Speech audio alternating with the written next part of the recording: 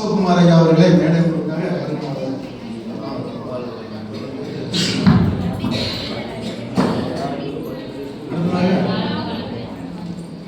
அடுத்ததாக நமது மேட்டுப்பாளையம் பஞ்சாயத்து தலைவர் பிரபு ஐயா அவர்கள் மேடை கொடுத்தாங்க. வரவேற்கிறோம்.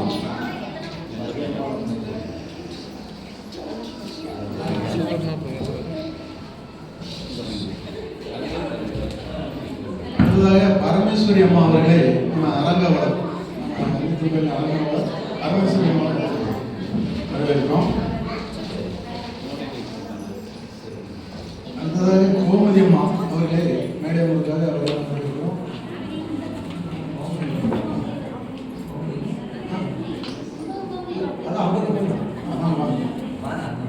அடுத்தது வளர்மதி அம்மா அவர்களே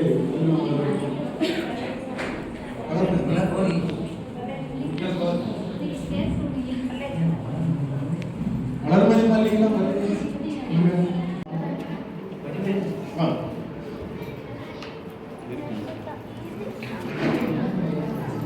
வரலீங்களா?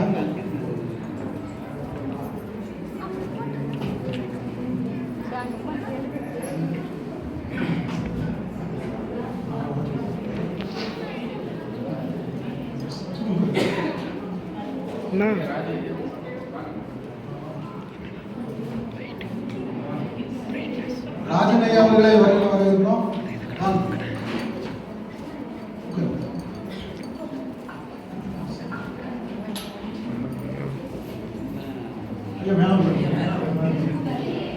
முருகேசனையா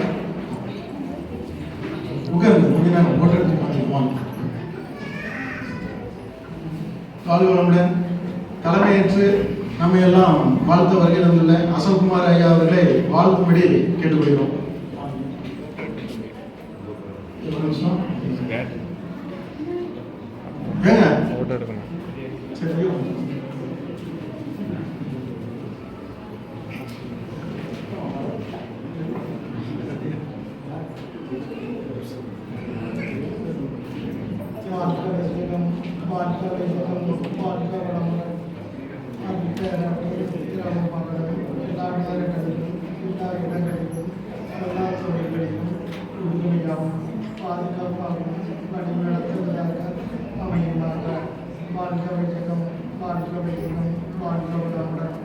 அனைவருக்கும் இன்றைய நாளை வணக்கம். வாழ்க்கை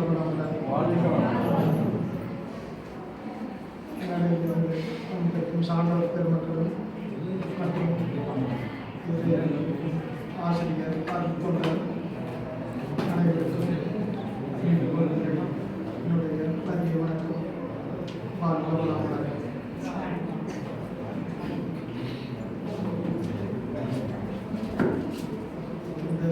ஜனவரி உற்சவம் சிறப்பாக நடந்துட்டு இருக்குது. அது விஜிலண்ட் அறிவிப்பு நம்ம சிறப்பாக நடத்திட்டு இருக்குது. இன்னைக்கு பார்த்தா 6வது நாள் ரொம்ப சிறப்பாக இருக்குது. இந்த மாலை நேரத்தில் எல்லாருக்கும் எவ்வளோ வேலை இருக்குது, அந்த வேலையெல்லாம் விட்டு இவ்வளவு சிறப்பாக இந்த சொற்பொழிவு கேட்கறதுக்கு வந்திருக்கிறீங்க. ரொம்ப சந்தோஷமாக இருக்குது, ரொம்ப சிறப்பாக இருக்குது.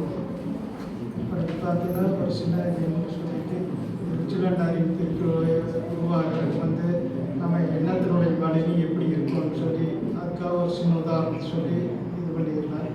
இந்த அறிவித்திற்கோயில் ஏறப்போ நான் வாய்ப்படைய தவ மையமாக இருந்தது. அப்போ அறக்கட்டளையாச்சு. அறக்கட்டளைக்கு ஒரு சொந்த இடம் வேணும் அப்படின்னு சொல்லிட்டு நான் கன்சர்னிங்கெல்லாம் பேசிட்டு இருக்கிறப்போ மோகனைகள் இருந்துட்டு இந்த மாதிரி இந்த இடத்துல இது பண்ணுறான்னு சொன்னாங்க. அதோட எண்ணத்தை போட்டு அது சிறப்பாக ஆச்சு. வாய்ப்படைய அறக்கட்டளைக்கு ஒரு சொந்த இதாக இருக்குது, திருக்கோயில் இதாக இருக்குது. அது நாங்கள் ஒரு வருஷமும் ஒரு சிந்தனை நம்ம அறக்கட்டளைக்கு ஒரு சொந்த இடம் பண்ணணும் அப்படின்னு நினச்சிட்டே இருக்கோம். அது இயற்கையை திருச்சியில் அமைச்சிருக்குது. அமைச்சு இந்த அறக்கட்டளை சிறப்பாக ஒரு கட்டடத்தை கட்டி கொடுத்து விஜிலண்ட் அறிவு திருக்கோயில் நம்ம வாய்ப்படை அறக்கட்டளையிலையும் முதன்மையாக திருப்பூர் மண்டலத்திலையும் முதன்மையாக ஆலியர் வரைக்கும் ஒரு முதன்மையான அறிவு திருக்கோயில் இருக்குது. ரொம்ப சிறப்பாக செயல்பட்டு இருக்கிறாங்க. அதுக்கு அறக்கட்டளை சார்பில் நன்றிகளும் வாழ்த்துக்களும் பார்த்து நீங்களாம் சொல்கிறீங்க. நிறைய பேசுகிற பட்டிமன்றம் அதையெல்லாம் நாம் சிறப்பாக கேட்கலாம். நாங்கள் இந்த புத்தாண்டில் வந்து ஒரு சின்ன ஒரு கருத்தை மட்டும் சொல்லிட்டு வாழ்த்துறை செய்கிறாரு. இப்போ நான் இன்னைக்கு பெருமண்டலூர் போயிட்டு வரலாறு வந்துட்டு இருந்தேன். இப்போ வந்துட்டு இருக்கிறப்ப பார்த்தீங்கன்னா ரோட்டில் வந்து ஏதாச்சும் மாடு நின்று இருந்தது. அந்த மாட்டை பார்த்துக்கிட்டு அப்போ நான் காரில் வந்துட்டு இருந்தேன். ஏற்றாப்புல ஒரு பஸ் வந்தது. அந்த எஸ்எஸ்எம் கிட்ட அந்த பஸ்காரர் அப்படியே நிறுத்திட்டு ஆர்ன் அடித்தார். அந்த மாடு நகரவே இல்லை. நானும் அப்படியே வண்டிட்டு நிறுத்திட்டு அது நின்று அந்த மாட்டுக்கு அது மாடு அமைதியாக நின்றுருக்குது அந்த மாடு. ஆனால் அது ஒரு பிள்ளை கூட நகரவு மாட்டேங்குது, இது பண்ண மாட்டேங்குது. அப்போ அந்த மாட்டை பார்த்துக்கிட்ட எனக்கு ஒரு இது ஞாபகம் இருக்குது. ஒரு பால்காரர் இருந்தார். அவர் வந்து அந்த மாட்டை பாலை கறந்துட்டு ரோட்டில் பிடிச்சிட்டு வர்றாரு. அந்த ரோடு வந்து ஒரு குறுகிய ரோடாக தான் இருக்குது. பிடிச்சிட்டு வர்றப்ப இதே மாதிரி பஸ்காரர் வந்து ஆர்ன் அடித்தது இல்லை. அந்த மாடு வந்து மேலே ரோட்லேயும் நின்றுருது. அந்த பால்காரர் அவர் அந்த மாட்டை எவ்வளோ ரோடு எடுத்து பார்க்குறாரு. அந்த மாடு வரவே மாட்டேங்குது. அப்போ அந்த ரோடு குறுக்கில் காலையில் ரோட்டில் கூட்டமாகிட்டுது. அப்போ அவர் அந்த மாடை வர மாட்டேங்குது. ரோடில் டிராஃபிக் ஆகிடுது. மறுபடியும் அந்த வழியும் ஒரு போலீஸ்காரர் வந்துருக்கிறாரு. அவர் வந்து அந்த மாட்டை அவர் கையில் அந்த லத்தி தடி வச்சிருக்கிறாரு. அதை வச்சு அடித்து அந்த மாட்டை நிறுத்தி பார்த்துருக்கிறாரு. அப்பவும் அந்த மாடு நகர மாட்டேங்குது, அதை இடத்துல இருந்துக்குது. அப்புறம் மறுபடியும் பார்த்தீங்கன்னா கூட்டம் இதாகிட்டே இருக்குது. மறுபடியும் அந்த ரோட்டில் பார்த்தீங்கன்னா ஒரு மாட்டு வண்டி ஓட்டிகிட்டு இருக்கிறவர் வர்றாரு. அவர் வந்தால் நான் எல்லா மாட்டை எத்தனை மாட்டை பழக்கி வண்டி ஓட்டி இருக்கிறேன், இந்த மாட்டை என்ன நகர்த்துவ முடியாதுன்னு சொல்லிட்டு அவரும் போய் இது பண்ணுறாரு. அவரும் அந்த மாட்டை 3 பேரும் சேர்ந்து இது பண்ணி பார்க்குறாங்க. அப்போ அந்த மாடு 3 பேரும் சேர்ந்து இருக்குமே வர மாட்டேங்குது, ரோட்டில் அப்படியே தான் நின்றுக்குது. அப்புறம் பார்த்தீங்கன்னா ஒரு ஜல்லிக்கட்டு வீரர் அவர் வர்றாரு. அவர் நான் ஜல்லிக்கட்டில் எத்தனையோ காளை அடக்கி எத்தனையோ பதக்கமெல்லாம் வாங்கியிருக்கிறார். மொட்டை காளையெல்லாம் அடக்கியிருக்கிறார். இதுன்னு இந்த சாதாரண மாட்டை நகர்த்துவ முடியாது அப்படின்னு சொல்லிட்டு அவர் வர்றாரு. அவர் அந்த மாடு கிட்ட வர்றாரு. அவரை பார்த்தீங்கன்னா அந்த மாடு என்னது அப்படியே ரோட்லேயும் படுத்துக்குது. அப்போ அவரால் ஒன்றுமே பண்ண முடியல. மாட்டை இப்படி அவரால் தோக்க முடியல. அது ரோட்லேயே அப்படியே அந்த மாடு படுத்துருச்சு. அப்போ அவரால் ஒன்றுமே பண்ண முடியல. இப்படியே எல்லாம் கூட்டம் கூட்டி இதாகிடுச்சு. அப்போ ஒருத்தருக்காலையுமே அந்த மாட்டை ஒன்றுமே பண்ண முடிய மாட்டேங்குது. அப்போ என்ன பண்ணியிருக்கிறாங்க, அந்த கூட்டத்தில் இருந்து ஒரு சின்ன பையன் வந்துருக்குற. அந்த பையன் வந்து அந்த மாட்டுக்கிட்டே போய் அந்த ரோட்டோரத்தில் இருந்து புல்லு அதை எடுத்து ஒரு இதாக கட்டிட்டு வந்து அந்த மாட்டுக்கிட்ட கொண்டு போய் காமிக்கிறேன். அப்போ அந்த மாடு என்ன பண்ணுது, அதுக்காக எழுந்திரிச்சு அந்த பிள்ளை சாப்பாடை கொடுத்து அப்படியே அந்த பிள்ளை கொண்டு அந்த பையனை அப்படியே கொண்டு போய் அந்த மாட்டை கூட்டிகிட்டு போயிடுறாரு. அப்போ அந்த மாடு வந்துருக்கு. இந்த கதையை நான் எதுக்கு சொல்ல வந்தேன்னா, நாம் வந்து நம்ம இந்த புத்தாண்டிலிருந்து நாம் நம்ம உறவினர்கிட்ட நண்பராக இருந்தாலும் சரி, வேலை செய்கிற ஆஃபீஸாக இருந்தாலும் சரி, யாருக்கிட்டையுமே வந்து நான் தான் பெரியவன், நான் பொருளாதாரத்தில் இருந்தவன், தானுங்கிற ஆதாரத்தில் வந்து நாம் எதையுமே செய்ய முடியாது. எல்லாத்துக்கிட்டையுமே நாம் அன்பும் கருணையுமா இருந்தால் தான், வீடாக இருந்தாலும் சரி, நம்ம பக்கத்து வீட்டில் இருக்கிறவங்கிட்டையும் சரி, யாருக்கிட்டையுமே நாம் வந்து அன்பும் கருணையுமா இருக்கணும், விட்டு கொடுத்தலோடு வாழணும். அதே மாதிரி நான் வேலை செய்கிற ஆஃபீஸாக இருந்தாலும் சரி, எந்த இடத்துல இருந்தாலும் சரி, நானும் அப்படிங்கிறது இல்லாத விட்டு கொடுத்தல் பொறுமையாக இருந்து எல்லாருமே அந்த பையனை இப்படி இனி அந்த மாட்டை ஒரு துன்பம் பண்ணாது கூட்டிகிட்டு போனேன். அந்த மாதிரி நீங்கள் எல்லாருமே எல்லாத்துக்கிட்டையுமே அன்பு கருணையுமா இருக்கணும். பக்கத்து வீட்டு எல்லாரும் தெரிஞ்ச நண்பர்கிட்ட யாருக்கிட்டையுமே ஒரு கடுமையான சூழ்நிலை நான் தான் பெரியவன் அப்படின்னு சொல்லாத விட்டு கொடுத்து சகித்தன்மையோட வாழ்ந்து இந்த ஆண்டு வந்து உங்களுக்கு ஒரு சிறப்பான ஆண்டாக அமைஞ்சு நீங்கள் இந்த மாதிரி ஒரு வாழ்க்கையை வாழணும்னு சொல்லி என்னுடைய வாழ்த்துறையை நிறைவு செய்கிறேன். வாழ்க வளமுடன். அனைவரும் அருள் பேராற்றல் கருணையினால் நல்ல உடல் நலம், நீலாயில் நிறை செல்வம், உயர் புகழ், மெய்ஞானம் ஓங்கி வாழ்க வளமுடன், வாழ்க வளமுடன், வாழ்க வளமுடன். வாழ்க வளமுடன். நமது அறக்கட்டளையின் பொருளாளர் அசோக்குமார் ஐயா அவர்கள் வாழ்க வளமுடன். அடுத்ததாக வரவேற்புரை நல்வதற்காக துறையின் மையம்.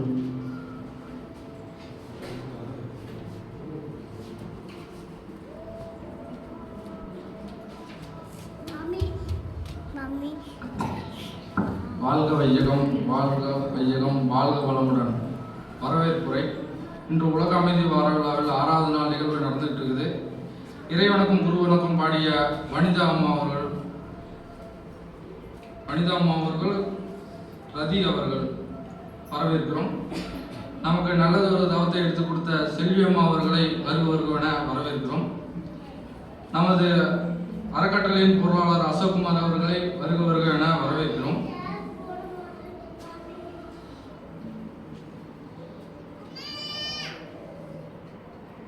நமது முரட்டுப்பாளையம்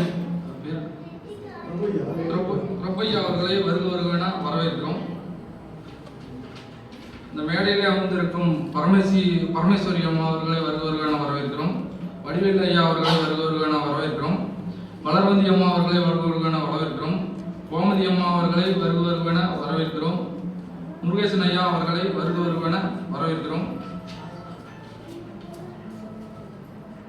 தலைப்பு உடல் நலத்தை பெரிதும் பாதுகாப்பது உணவா உடற்பயிற்சியா என்ற தலைப்பில் பேச வந்திருக்கும் உணவே அப்படின்னு பேச வர இருக்க மணிகண்டன் ஐயா அவர்களை வருக என வரவேற்கிறோம். துணை பேராசிரியர் சத்தியவாணி அம்மா அவர்களை வருக என வரவேற்கிறோம். துணை பேராசிரியர் மகாதேனாமையா அவர்களை வருக என வரவேற்கிறோம். உடற்பயிற்சியே என்ற தலைப்பில் பேச வரும் கோமதி அம்மா அவர்களை வருக என வரவேற்கிறோம். துணை பேராசிரியர் செந்தில்குமார் ஐயா அவர்களை வருக என வரவேற்கிறோம். துணை பேராசிரியர் எம் விஜயலட்சுமி அம்மா அவர்களை வருக என வரவேற்கிறோம். நடுவர் வேல்முருகன் ஐயா அவர்களை வருக என வரவேற்கிறோம். நமது மன்றத்தின் பொருளாளர் தனுமையம்மா அவர்களை வருக என வரவேற்கிறோம். இதனை காண வந்திருக்கிற பொதுமக்கள் உங்களையும் அனைவரையும் வருக என வரவேற்கிறோம். உலக நல வாழ்த்து பாடல் தீபனையா அவர்களையும் வருக என வரவேற்கிறோம். ராஜனையா அவர்களை வருக என வரவேற்கிறோம். நன்றி. வாழ்க வையகம், வாழ்க வையகம், வாழ்க வளமுடன்.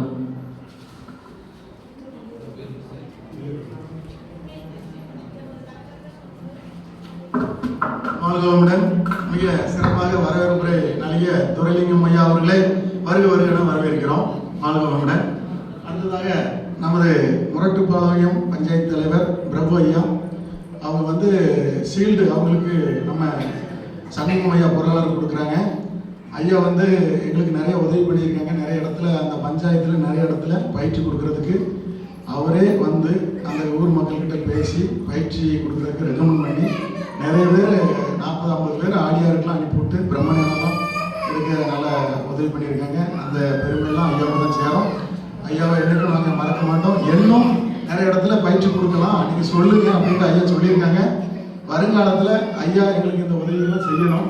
பயிற்சி கொடுக்கறதுக்கு ஐயாவை வருவோம். வாழ்வோம். ஐயாவுக்கு பொன்னாடை ஒருத்தராக நமது பொருளாளர் சண்முகம் ஐயா அவர்கள்.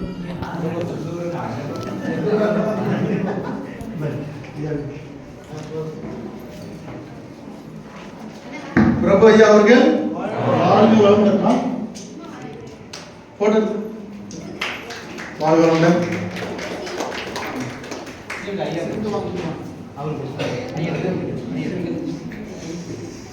அசோக்குமார் ஐயா அவர்கள் பிரபு ஐயாவுக்கு சீல்டு கொடுக்குறாங்க. வாழ்க வளமுடன். அடுத்ததாக அசோக்குமார் ஐயாவுக்கு துணை பொருளாளர் துரைலிங்கம் ஐயா பொன்னாடை கொடுக்குறாங்க. வாழ்க வளமுடன். அசோக்குமார் ஐயா அவர்கள் வாழ்க வளமுடன்.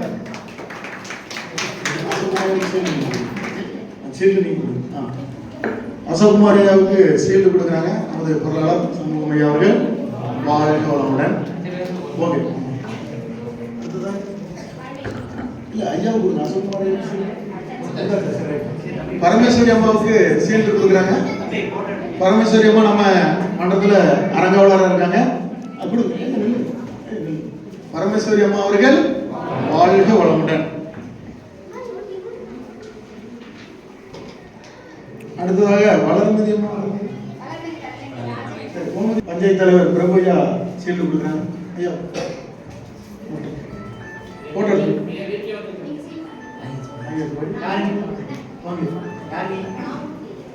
ராமமூர்த்தி ஐயா நம்ம வாய்ப்பாளையம் மன்றத்தில் மிஷன் தலைவராக இருக்காங்க. ஐயாவுக்கு சீல்டு நினைவு பரிசு கொடுக்குறாங்க.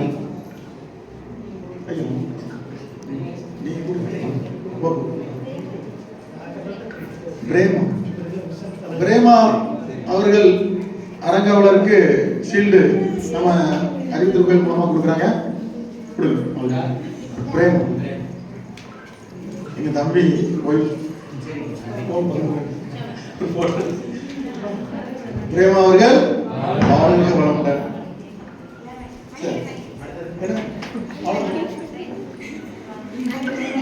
நமது பட்டிமன்றம் தொடங்க இருப்பதால் அனைவரும்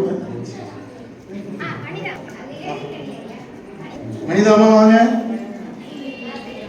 வனிதாமா அவர்களுக்கு நமது முரட்டுப்பாளையம் பஞ்சாயத்து தலைவர் பிரபையா செல்வி கொடுக்குறாங்க. வனிதாமா அவர்கள் வாழ்க வளமுடன். அடுத்ததாக சிறிகலாமா அவர்கள் வாழ்க வளமுடன். இது துரைலிங்கம் ஐயாவுக்கு சான்றிதழ் கொடுக்குறாங்க. ஐயா போட்டோ எடுங்க. பரமேஸ்வரியமா மேல இருக்க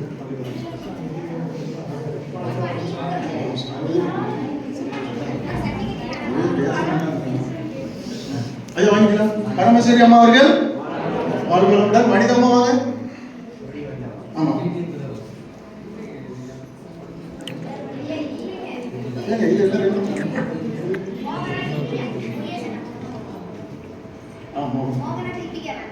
மோகனா தீபிகா வாங்க. தீபிகா அம்மா அவர்கள் வாழ்க வளமுடன். மோகனா அம்மா அவர்கள் வாழ்க வளமுடன். ஆமா ஐயா முருகேசன் ஐயா திவ்யா அவர்கள் வாழ்க வளமுடன். மோகனா அவர்கள் வாழ்க வளமுடன். நன்றி. அடுத்தது பட்டிமன்றம் மணி 7:30 ஆயிடுச்சு. தலைவர் நிறைய பேரை படிக்க வச்சிருக்காங்க.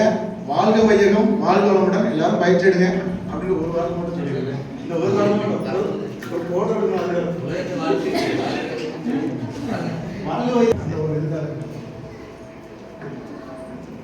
அனைவருக்கும் வணக்கம். இந்த விழாவிற்கு எனக்கு அழைப்புதல் கொடுத்த இந்த அறிவித்திருக்கோயில் சார்ந்த நிர்வாகிகள் அனைவருக்கும் என்னுடைய மனமார்ந்த நன்றிகளையும் வாழ்த்துக்களையும் தெரிவித்துக் கொள்கிறேன். இப்போ பார்த்தோம்னா எத்தனையோ இந்த அவசர காலத்தில் அவசர உலகத்தில் இந்த யோகான்றது நம்மளுக்கு அத்தியாவசியமான ஒன்று. அந்த வேலையை சிறப்பாக செஞ்சுட்டு இருக்கிற இந்த நிர்வாகத்துக்கு உண்மையிலேயே காசு பணம் கொடுத்தா கூட யாரும் பிழைக்க மாட்டாங்க. ஆனால் இதை கொடுத்து நோய் நொடி இல்லாமல் வாழ வைக்கிறவங்களுக்கு மீண்டும் ஒரு முறை எனக்கு நன்றியை வாழ்த்துக்களையும் தெரிவித்துக் கொள்கிறேன். நன்றி.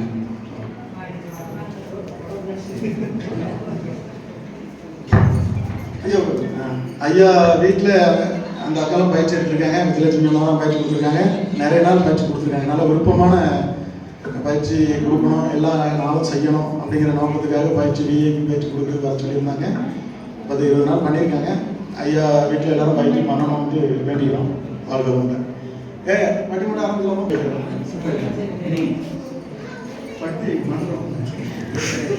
நிறைய பட்டிமன்றம் பார்த்துருப்பீங்க. இன்னைக்கு ஒரு பட்டிமன்றம் பயங்கரமா விவாதமா போயிட்டு இருக்கு.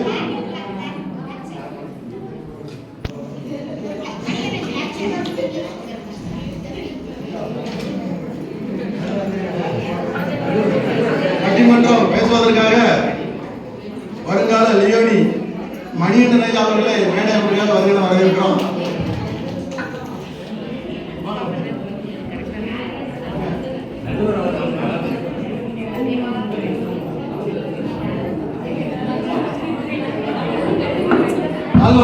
மகாதேவன் ஐயா துணை பேராசிரியர் மகாதேவன் ஐயாவை பட்டிமன்ற பேச்சாளர் அவர்களை வருகிற வரவேற்கிறோம். அடுத்ததாக துணை பேராசிரியர் சத்யவனியம் அவர்களை பட்டிமன்ற பேச்சாளரை வருகிற வரவேற்கிறோம். செந்தில் ஐயா அவர்களை பட்டிமன்ற பேச்சாளர் வருகிற வரவேற்கிறோம். துணை பேராசிரியர் கோமதி அம்மா அவர்களை பட்டிமன்ற பேச்சாளரை வரவேற்கிறோம். அடுத்ததாக துணை பேராசிரியர் விஜயலட்சுமி அம்மா அவர்களை பட்டிமன்ற பேச்சாளராக வருகிற வரவேற்கிறோம். நடுவுல கருப்பாடு சரி. இப்போ உணவே அப்படிங்கிற இதுக்காக பேச வர்றவங்க மணிகண்டன் ஐயா, சத்யவனி அம்மா, மகாதேவன் ஐயா ஒரே போட்டில் இருக்கலாம். அப்புறம் உடற்பயிற்சியே தான் உண்மை அப்படிங்கிறத பேசிட்டாங்க. கோமதி அம்மா, செந்தில்குமார் ஐயா, விஜயலட்சுமி அம்மா. அவங்க அந்த அந்த ஏரியா உங்க ஏரியா உள்ள வரக்கூடாது, எங்க ஏரியா உள்ள வரணும். சரி, நன்றி. நம்ம சொல்ற கருத்தை ஏற்றுப்போம்னா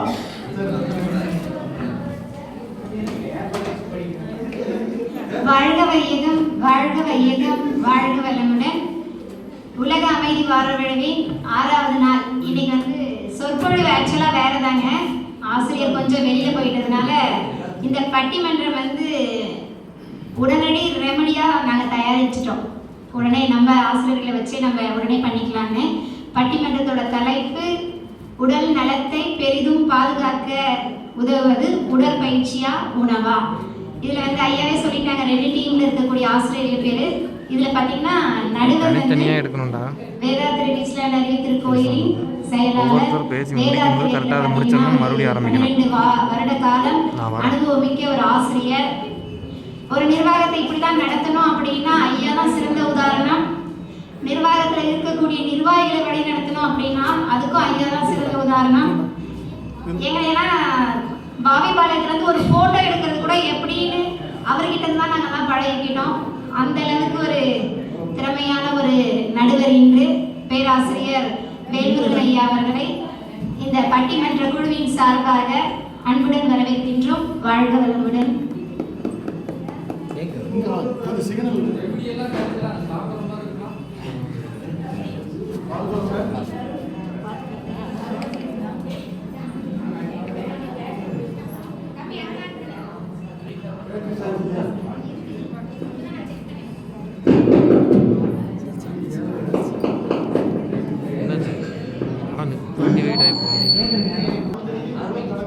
முடிச்சிடு.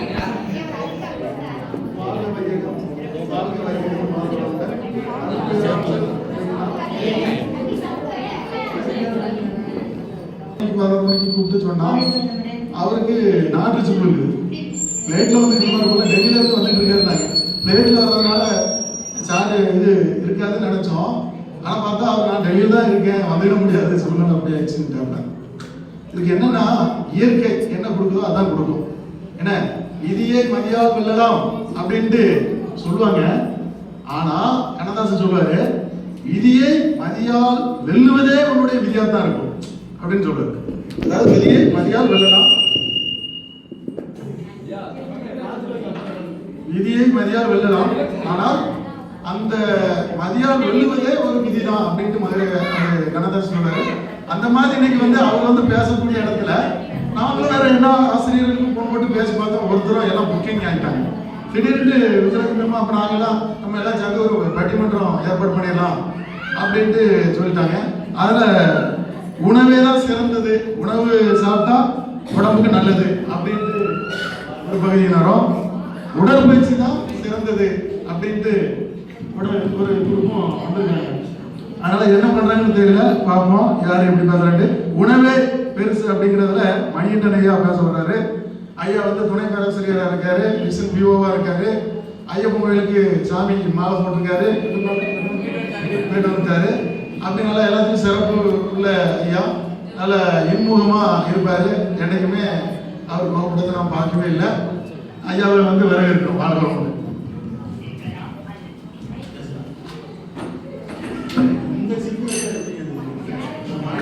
வாழ்க வையகம், வாழ்க வையகம், வாழ்க வளமுடன். குரு வாழ்க, குருவே துணை. சிந்தனை ஒருங்கிணத்தை சீரமைத்த ஒருமித்த குருவே வாழ்க வையகம், வாழ்க வையகம், வாழ்கணும். அனைவரும் அருட்பேராற்றல் கருணையினால் உடல் நலம் நீராறு நிலை செல்வம் உயர் புகழ் மெய் நானும் ஓங்கி வாழ்க வளமுடன், வாழ்க வளமுடன், வாழ்க வளமுடன். திடீர்னு பட்டிமன்றம்னு சொல்லிட்டாங்க, என்ன பண்ணுறதுன்னு தெரியல.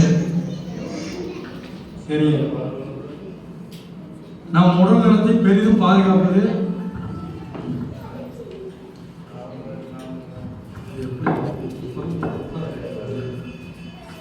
உலக அமைதி வார விழா 6வது நாளான சிறப்பாக நடந்துட்டு இருக்கு.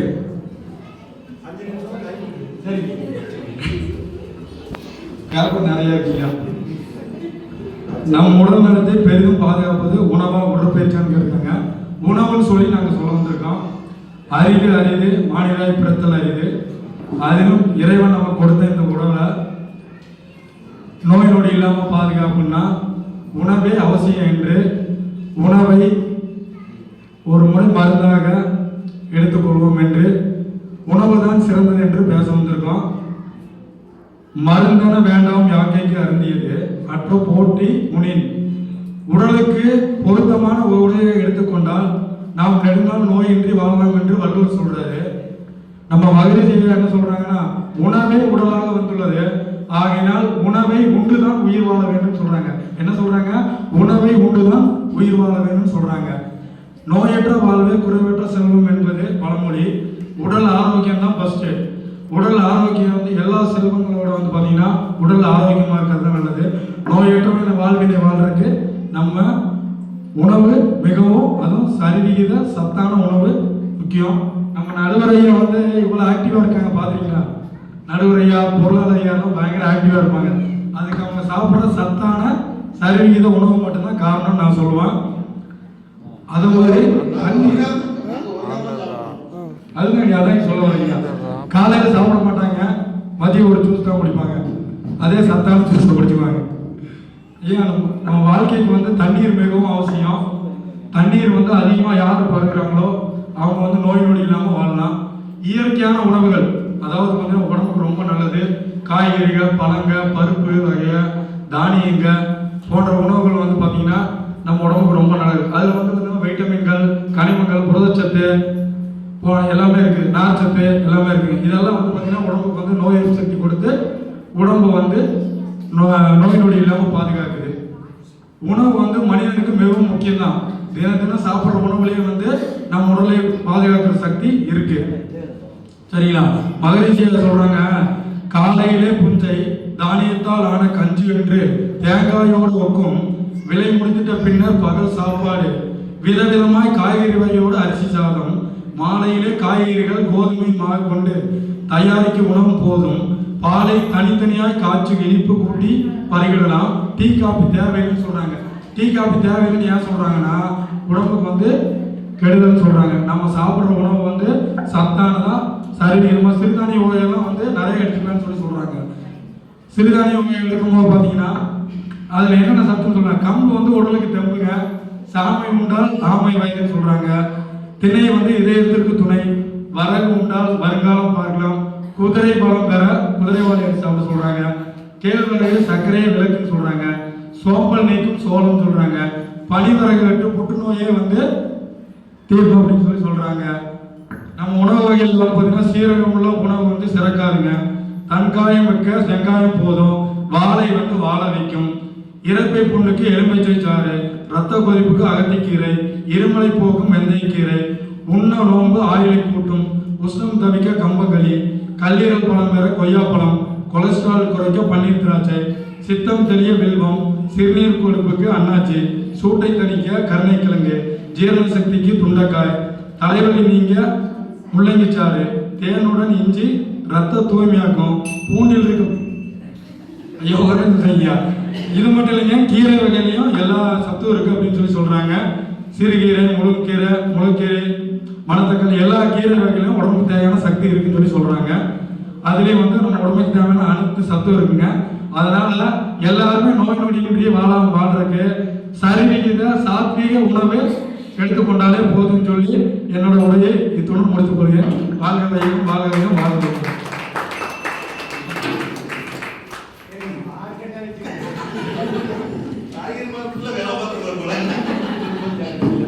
வாழ்க்கை மிக சிறப்பா ஐயா வந்து எழுதிட்டு வந்திருக்காரு. இதுல ஏதாவது நீங்க சாப்பிட்டீங்களா? முடிச்ச உடனே பேச ஆரம்பிக்கணும் அப்படின்றது கொஞ்சம் கஷ்டமா நினைக்கிறேன். ஆனாலும் பரவாயில்ல. ஐயா வந்து ஒரு லிஸ்ட்டை போட்டு பண்ணியிருக்காரு.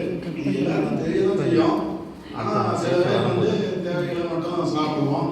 கொஞ்சம் உப்பு வரப்பெல்லாம் அதிகமாக இருந்தால் சில பேர் சாப்பிடுவாங்க. ஐயா சொல்றத எல்லாரும் கடைபிடிங்க, நல்லதுதான். அவர் சொல்றது எல்லாமே அளவா சாப்பிட்டா நல்லது. அதிகமாக சாப்பிட்டா அவர் எந்த கொதிப்பு வராதுங்கிறாரோ அந்த கொதிப்பு வந்துடும். அதனால அதை பார்த்துங்க. வாழ்க்கையுடன் அப்புறம் பார்த்தீங்கன்னா உடற்பயிற்சி அதுதான் உண்மையான மனிதனுக்கு தேவையானது அப்படிங்கிறதுக்காக நம்ம துணை பேராசிரியர் கோமதிமா அவர்கள் உரையாற்ற வருகிறாங்க. வாங்கம்மா, வாழ்க்கையுடன். ஆமாம் ஆமாம், அவங்க வந்து நம்ம மண்டலத்தில் அறிவு பயிற்சி அப்புறம் ரொம்ப ஒரு சிறப்பாக மகிழ்ச்சி பயிற்சி எடுத்துக்கொண்டு போகணும். பக்கத்தில் இருக்கிற பக்கத்து வீட்டில் இருக்கக்கூடியவங்களுக்குலாம் பயிற்சி கொடுக்குறதுக்கு அறிமுகப்படுத்திருக்காங்க விஜயலட்சுமி அம்மாவை. நம்ம விசன் துணைத் தலைவராக இருக்காங்க, வருங்கால தலைவராக போகிறாங்க. அவங்களுக்கு நன்றி வரவேற்கிறோம். வாழ்க வாழ்க வையகம், வாழ்க வையகம், வாழ்க வளமுடன். குரு வாழ்க, குருவே துணை. நான் வந்து உடற்பயிற்சியில் வந்து பேச வந்துள்ளேங்க. மொத்தம் உடற்பயிற்சி வந்து நமக்கு வந்து 9 வகையை ஈஸியாக மகரிஷி நம்மளுக்கு கொடுத்துருக்காரு. வெறும் உணவு அதிகமாக சாப்பிட்றதுனால உணவு அதிகமாக சாப்பிட்டா அமிர்தம் கூட நஞ்சை நம்மளுக்கு மாறிடுங்க. அதனால் வந்து உணவு வந்து அளவாக தான் எடுத்துக்கணும், அதிகமாக எடுத்துக்கூடாது. உடற்பயிற்சி நமக்கு வந்து ரத்த ஓட்டம், வெப்ப ஓட்டம், காற்று ஓட்டம், உயிர் ஓட்டம் எல்லாம் சீராக இருக்குது. அப்புறம் கைகள் வந்து நல்லா பலப்படுங்க. மூளை சுரப்பி நினைவு திறன் நல்லா ஏற்படும். அப்புறம் பார்த்தீங்கன்னா பிளட் ப்ரெஷர் எல்லாம் இருக்கும், சுகரு அப்படிங்கிறதுனால பயிற்சியெல்லாம் பண்ணால் நல்லா இருக்கும். அப்புறம் கால் பயிற்சி செஞ்சோம்னா நான் வந்து நடைப்பயிற்சிங்கிறதுக்கு சமமாக இருக்குது. 1 hour நடவருக்கு சமமாக இருக்குங்க கால் பயிற்சி பண்ணோம்னா. அப்புறம் மகராசன் பண்ணோம்னா வந்து நம்மளுக்கு இடுப்பு வலி, கழுத்து வலி, முதுகு வலி எல்லாம் சரியாயிடும்.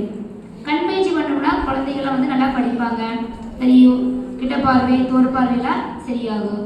அப்புறம் மூச்சு பயிற்சியெல்லாம் பண்ணோம்னா நம்மளுக்கு வந்து நரம்பு ஊக்கம் சரியாகும். மூச்சு பயிற்சி பண்ணுறதுனால பொண்ணு பசங்க நல்லா படிப்பாங்க, நினைவு கூறும் திறன் வந்து அதிகமாக இருக்குது, ஒழுக்கமாக செயல்படுவாங்க. கண் பயிற்சி பண்ணால் கண் நோய் வழியெல்லாம் வந்து சரியாயிருங்க. அப்புறம் அக்குப்ரெஷர் செய்வதனால நம்மளுக்கு எதாவது தடை இருந்தால் கூட தெரியாது நம்ம உடலில் வந்து. அப்புறம் உடல் தேய்த்ததுனால நம்மளுக்கு வந்து முகம் வந்து பொலிவாக பெருகும், அழகாக இருக்கும் வச்சுக்கோங்க. அப்புறம் இருதய நோயெல்லாம் வந்து சரியாருங்க அக்குப்ரெஷர் பண்ணுறீங்க. அப்புறம் உடல் தேய்த்தம் இருக்குது, அதில் செஞ்சோம்னா நம்மளுக்கு வந்து ஓய்வாக இருப்போம், அந்த அன்றைக்கி சுறுசுறுப்பாக இருப்போம். இதே உடல் தளத்தில் இருக்குது, அது செய்கிறப்போ நம்ம வந்து எப்பவுமே நல்லா இருப்போம் வச்சுக்கோங்க. வாழ்வாழ முழுமையா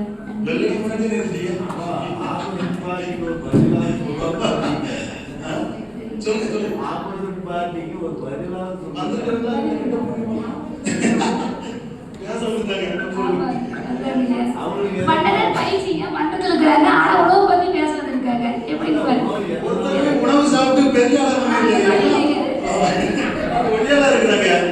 உணவே சாப்பிட்ட மாதிரி தெரியலையே இவங்கெல்லாம்.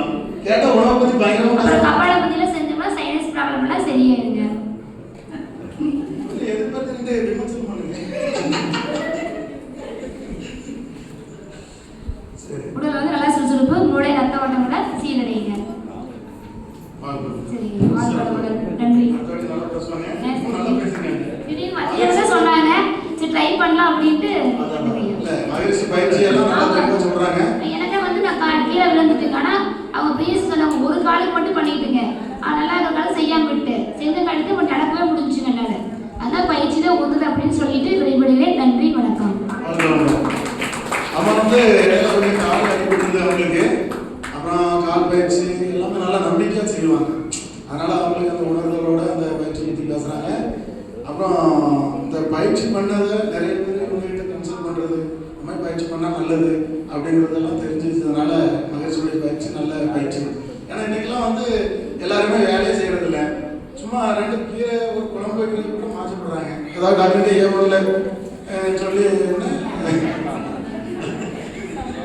சரி அந்த மாதிரி இருக்கிறதுனால அந்த அம்மா வந்து அப்படி இது சரி வராது, உடற்பயிற்சி தான் முக்கியம் அப்படிங்கிறத பற்றி நல்லா அருமையாக பேசியிருக்காங்க.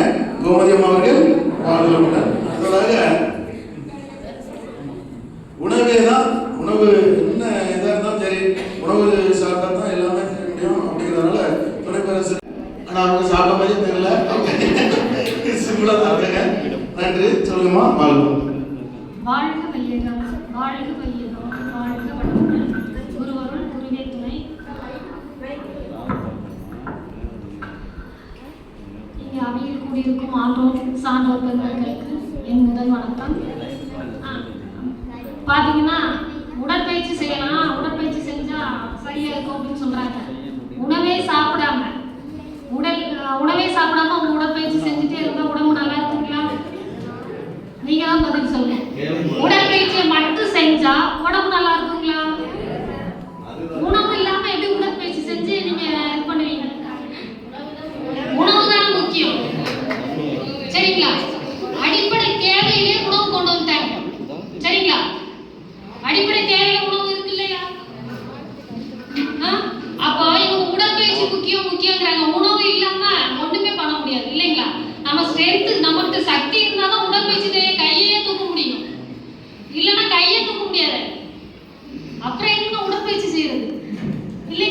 ஸ்ட்ரென்த்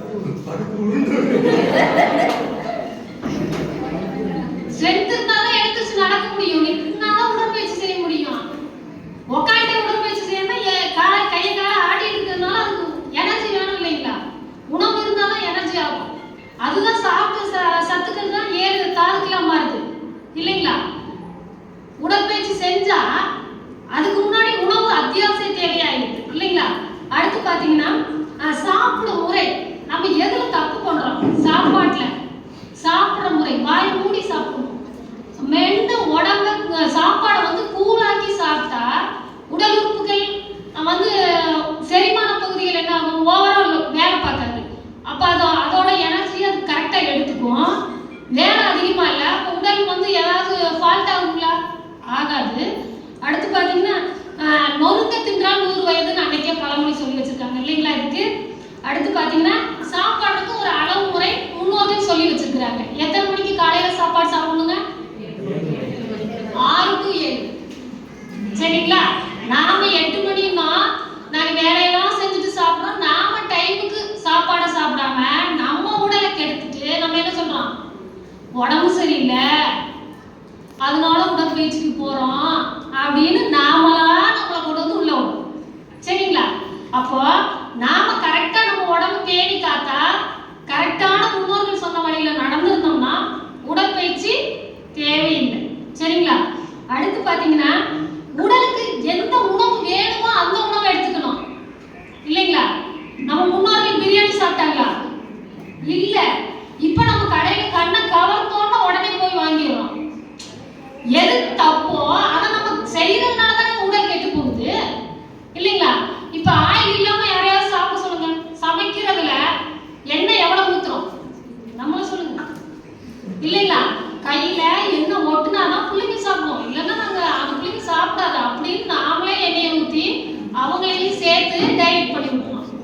அவங்கள 4 நாளைக்கு நம்ம எண்ணெய் ஊத்தாம தான் செய்வோம்னு கொண்டு வந்தா அவங்க உடல் கெட்டு போகாது.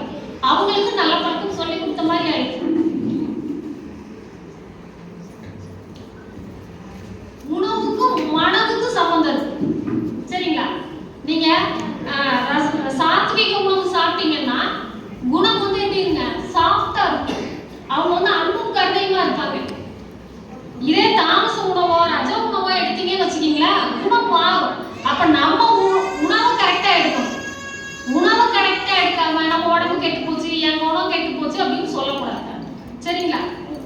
அடுத்து பாத்தீங்கன்னா திருவள்ளுவர் என்ன சொல்லியிருக்கிறாரு? நிறைய மாறுபாடு இல்லாத உண்டி மருத்துண்ணி ஊறுபாடு இல்லை உயிருக்கு. அதாவது என்ன சொல்லியிருக்காரு? ஒரு உடம்புக்கு ஒத்துக்கலையா அந்த சாப்பாடை ஒதுக்கிடும். அது எவ்வளவு ஆசையா இருந்தாலும் சாப்பிடக்கூடாது. ஒரு சிலருக்கு என்ன ஆகும்? இந்த சேனக்கிழங்கு சாப்பிட்டா பிடிக்காது. ஒரு மாதிரி நமைச்சல் எடுக்க ஆரம்பிக்கும், ஊரல் எடுக்க ஆரம்பிக்கும். அவங்க வந்து சேனக்கிழங்க பார்த்து ஆசைப்பட்டு சாப்பிட்டா கொஞ்சம் புளி அதிகமா அது இல்லைங்க. ஸ்கின் அலர்ஜி ஆயிடும். ஸ்கின் அலர்ஜி ஆயிடும். ஸ்கின் அலர்ஜிக்கு உடற்பயிற்சி கொடுத்துருவீங்களா? இல்லைங்க. உடனே கொடுத்து உடனே ரெமெடி பண்ணிடுவீங்களான்னு கேட்கிறேன். அது டைம் எடுக்கும் இல்லைங்க. உடல் தேய்தல் எது பண்ணுவீங்க? எப்படி தேய்ப்பீங்க? அதுல ஸ்கின் சரியா போயிடுமா? உடனே சரியா போயிடுமா? பண்ணிக்கிட்டே இருந்தா சரியாகும். நாங்க உணவுலயே கரெக்ட் பண்ணிடலாங்கிறோம். உணவே மருந்தா கொண்டு போயிருங்கிறோம். ஆமா. ஏன் சேனக்கிழங்கு சேர்ந்து சாப்பிட்டது சரியா போயிடுது, சேனக்கிழங்கு ஒதுக்கிட்டது சரியா போயிடும் இல்லைங்களா? அடுத்து பாத்தீங்கன்னா கொளுத்தவனுக்கு கொள்ளு. அடுத்தது நமக்கு பிரியாணி சேனக்கிழங்கு பிரியாணி தான் வருது. கொளுத்தவனுக்கு கொள்ளு, இளைத்தவனுக்கு எள்ளு அப்படிங்கிறாங்க. கொழுகுலுன்னு இருக்கிறவங்க கொழுப்பு அதிகமா இருக்கவங்க என்ன சொல்றாங்க? கொள்ளு சாப்பிட்டா கொழுப்பு கரைஞ்சிரும் அப்படிங்கிறாங்க. இளைத்தவனுக்கு எள்ளு. உடம்பு ஒல்லியா இருக்கா, உடம்பு போடணும்னு நினைச்சீங்கன்னா எள்ளு அதிகமா சேர்த்துக்கங்க சாப்பாட்டுல அப்படின்னு சொல்லியிருக்கிறாங்க. சரிங்களா? அடுத்து சீரகம் இல்லாத வீடும் சிறு குழந்தை இல்லாத வீடும் சிறக்காதுன்னு. சீரகம் வீட்டுல கண்டிப்பா இருந்தே ஆகணும். ஒரு வயிறு உப்சமாயிருச்சுன்னா உடனே என்ன பண்ணுவீங்க? சீரகத்தை போட்டு சுடுதண்ணி குடிச்சீங்கன்னா உடனே சரியா போயிடும். கொஞ்ச நேரத்துல சீரக சாப்பாடு அதுவும் சத்தான சாப்பாடு தான்.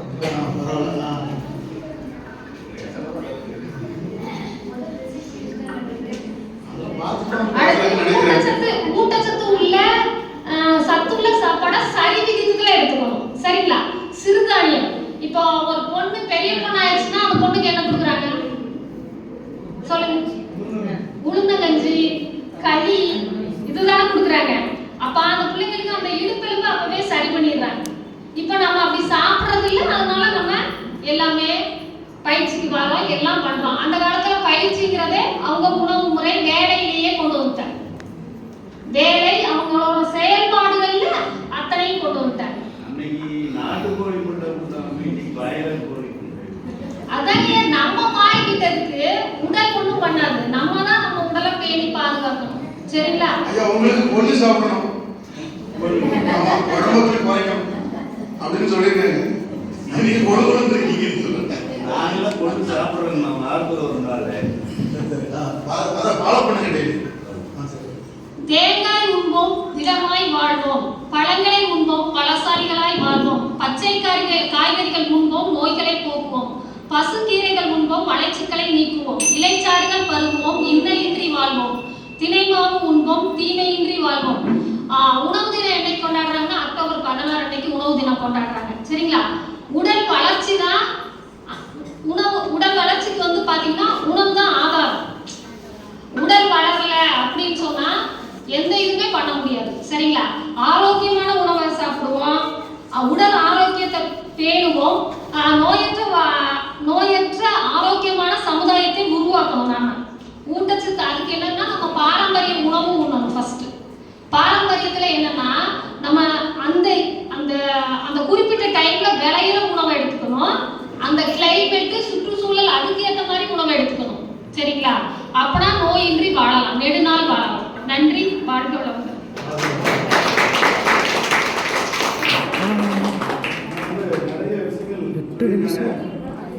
அதாவது கொள்ளு எள்ளு அப்புறம் நிறைய விஷயம் சொல்லியிருக்காங்க. ஆனால் காலையில் சாப்பிடணும்னு இருக்காங்க. ஏன்னா நைட்டு சாப்பிட்டுட்டு படுத்துடுறோம், கிட்டத்தட்ட 8 மணி 9 மணி சாப்பிட்றோம். அப்புறம் பார்த்தீங்கன்னா ஒரு 6-7 மணி நேரம் நம்மளுக்கு வந்து ஃப்ரீயாக இருக்கிறதுனால அந்த டைமுக்கு உடனே வயிறு பசிக்கும். அதான் பிரேக் ஃபாஸ்ட் அப்படின்னு சொல்லியிருக்காங்க. ஆனாலும் மகிழ்ச்சின்னு சொல்கிறாருன்னா, நீங்கள் பசிச்சா சாப்பிடுங்க, அளவாக சாப்பிடுங்க, கொஞ்சமாக சாப்பிடுங்க, கொஞ்சம் தண்ணி குடிங்க, கால் வயிறு ஃப்ரீயாக இருக்கணும். அரை வயிறு சாப்பாடு, அரை வயிறு தண்ணி, கால் வயிறு தண்ணி, கால் வயிறு ஃப்ரீயாக இருக்கணும். கொஞ்சம் கொஞ்சமாக தான் சாப்பிடணும்.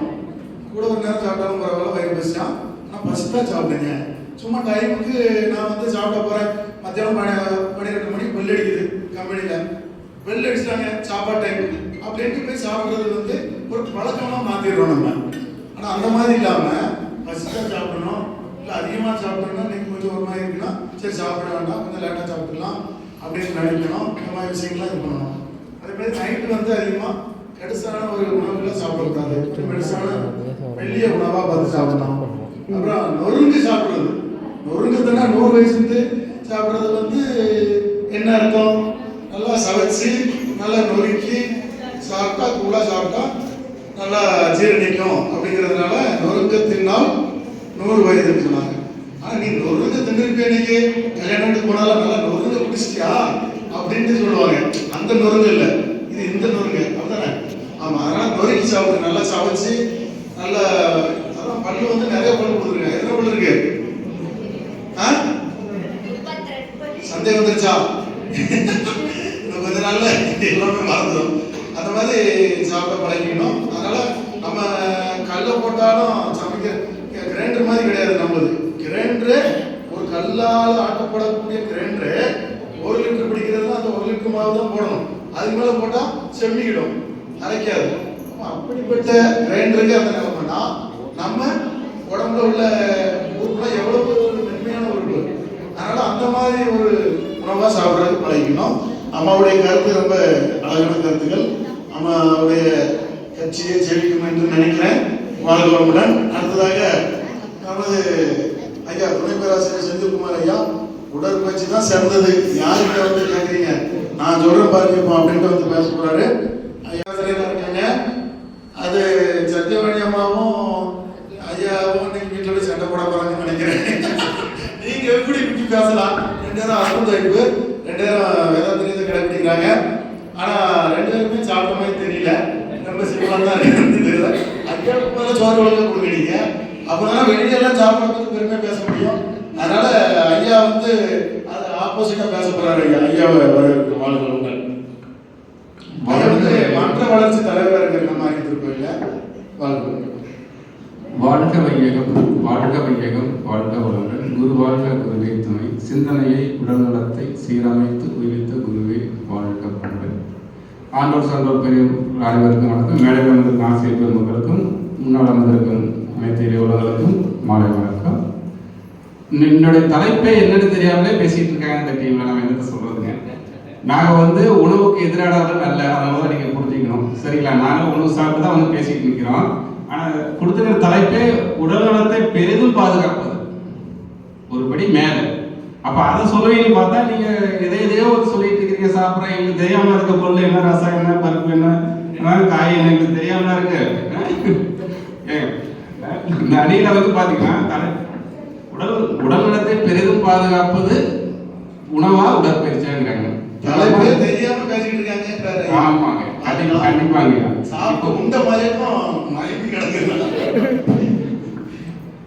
இப்ப பாத்தீங்கன்னா இவங்க சொன்னாங்க இல்லைங்களா, குழந்தை ஏஜ் அட்டன் பண்ணும்போது களி கொடுக்குறாங்க, உளுத்தங்கச்சி கொடுக்குறாங்கன்ட்டு. அந்த காலத்துல எல்லாமே கொடுத்ததை கட்டாயப்படுத்தி கொடுத்தாங்க, சாப்பிட்டாங்க. இந்த காலத்துல யார் சாப்பிட்றாங்க? எத்தனை வயசுல ஏஜ் அட்டன் பண்ணாங்க? அப்போ 15 வயசுக்கு மேல ஏஜ் அட்டன் பண்ணாங்க, 18 வயசுலயே ஆனாங்க, 16லயே ஆனாங்க. இப்ப 11லயும் 10லயும் ஆகுது, 12லயும் ஆகுது. அப்ப அந்த அளவுக்கு நம்ம உணவு முறைகளை நிறைய கெடுத்து வச்சிருக்கிறோம். இந்த சமுதாயம் கெடுத்து வச்சிருக்குது. காய்கறியில இருந்து வர விவசாய பொருட்கள் இருந்து எல்லாமே ரசாயன மாற்றங்கள் நிறைய இருக்குது, ரசாயன தெளிப்பு இருக்குது. வர சிக்கன் இதெல்லாம் பார்த்தீங்கன்னா நமக்கு தெரியுது இல்லைங்களா. நாள்பட விளைஞ்ச அரிசிக்கும் இப்போ விளையிற அரிசிக்கும் நாள்பட நாட்டுக்கோழி இருந்ததுக்கு இப்போ பார்த்தீங்கன்னா அதெல்லாம் பார்க்கும்போது சீக்கிரம் வளருது. அப்போ சீக்கிரம் நம்ம உடம்பு என்ன சாப்பிடும்போது நமக்கும் அழிவு சீக்கிரம் ஆகுது. அப்போ அதுக்காக வேண்டி என்ன பண்ணணும், நம்ம அதை சாப்பிடலங்கிறதுக்காக தான் உடம்பு கெட்டு போகுது. உணவை சாப்பிடும்போது நம்ம சமுதாயத்தில் வாழ்றோம், அதோட தான் இணக்கமாக இருக்கிறோம். அப்போ அதை தாண்டி நம்ம என்ன பண்ணணுங்கிறப்போ நோய் வரும்போது நமக்கு உணவால் மட்டும் பத்தாது, உணவை ஒத்துக்கிறோம். அதையும் தாண்டி ஒரு படி மேலே பெரிதும் பாதுகாக்கிறது பார்த்தீங்கன்னா சப்போர்ட்டாக பண்ணுறது உடற்பயிற்சி தான். அதை புரிஞ்சுக்கணும் முதல்ல எதிரணியில் இருக்கிறவங்க சரிங்களா. ஐயா நடுவர் ஐயா அவர்களே, நீங்கள் இப்போ ஒரு வண்டி டிரைவிங் அதிகமாக போயிட்டு வந்துட்டு இருக்கீங்க, பேக் பெயின் வந்துடுது, என்ன பண்ணுவீங்க? போய் 4 இட்லி சேர்த்து சாப்பிடுவீங்களா, பயிற்சி செய்வீங்களா? பேக் பெயின் வந்தது இல்லையே. உதாரணத்துக்கு ஒரு நாளைக்கு என்னைக்கு ஒரு சின்ன பெயின் வருதுன்னு வச்சுக்கோங்க. அப்படியா? இல்லை ஸ்டேரிங் பிடிச்சி ஓடுறீங்க, ஒரு லைட்டாக பெயின் ஆகுது, லாங் டிரைவ் போறீங்க, என்ன பண்ணுவீங்க? இல்லை ஒரு உதாரணத்துக்கு கேட்குறீங்க.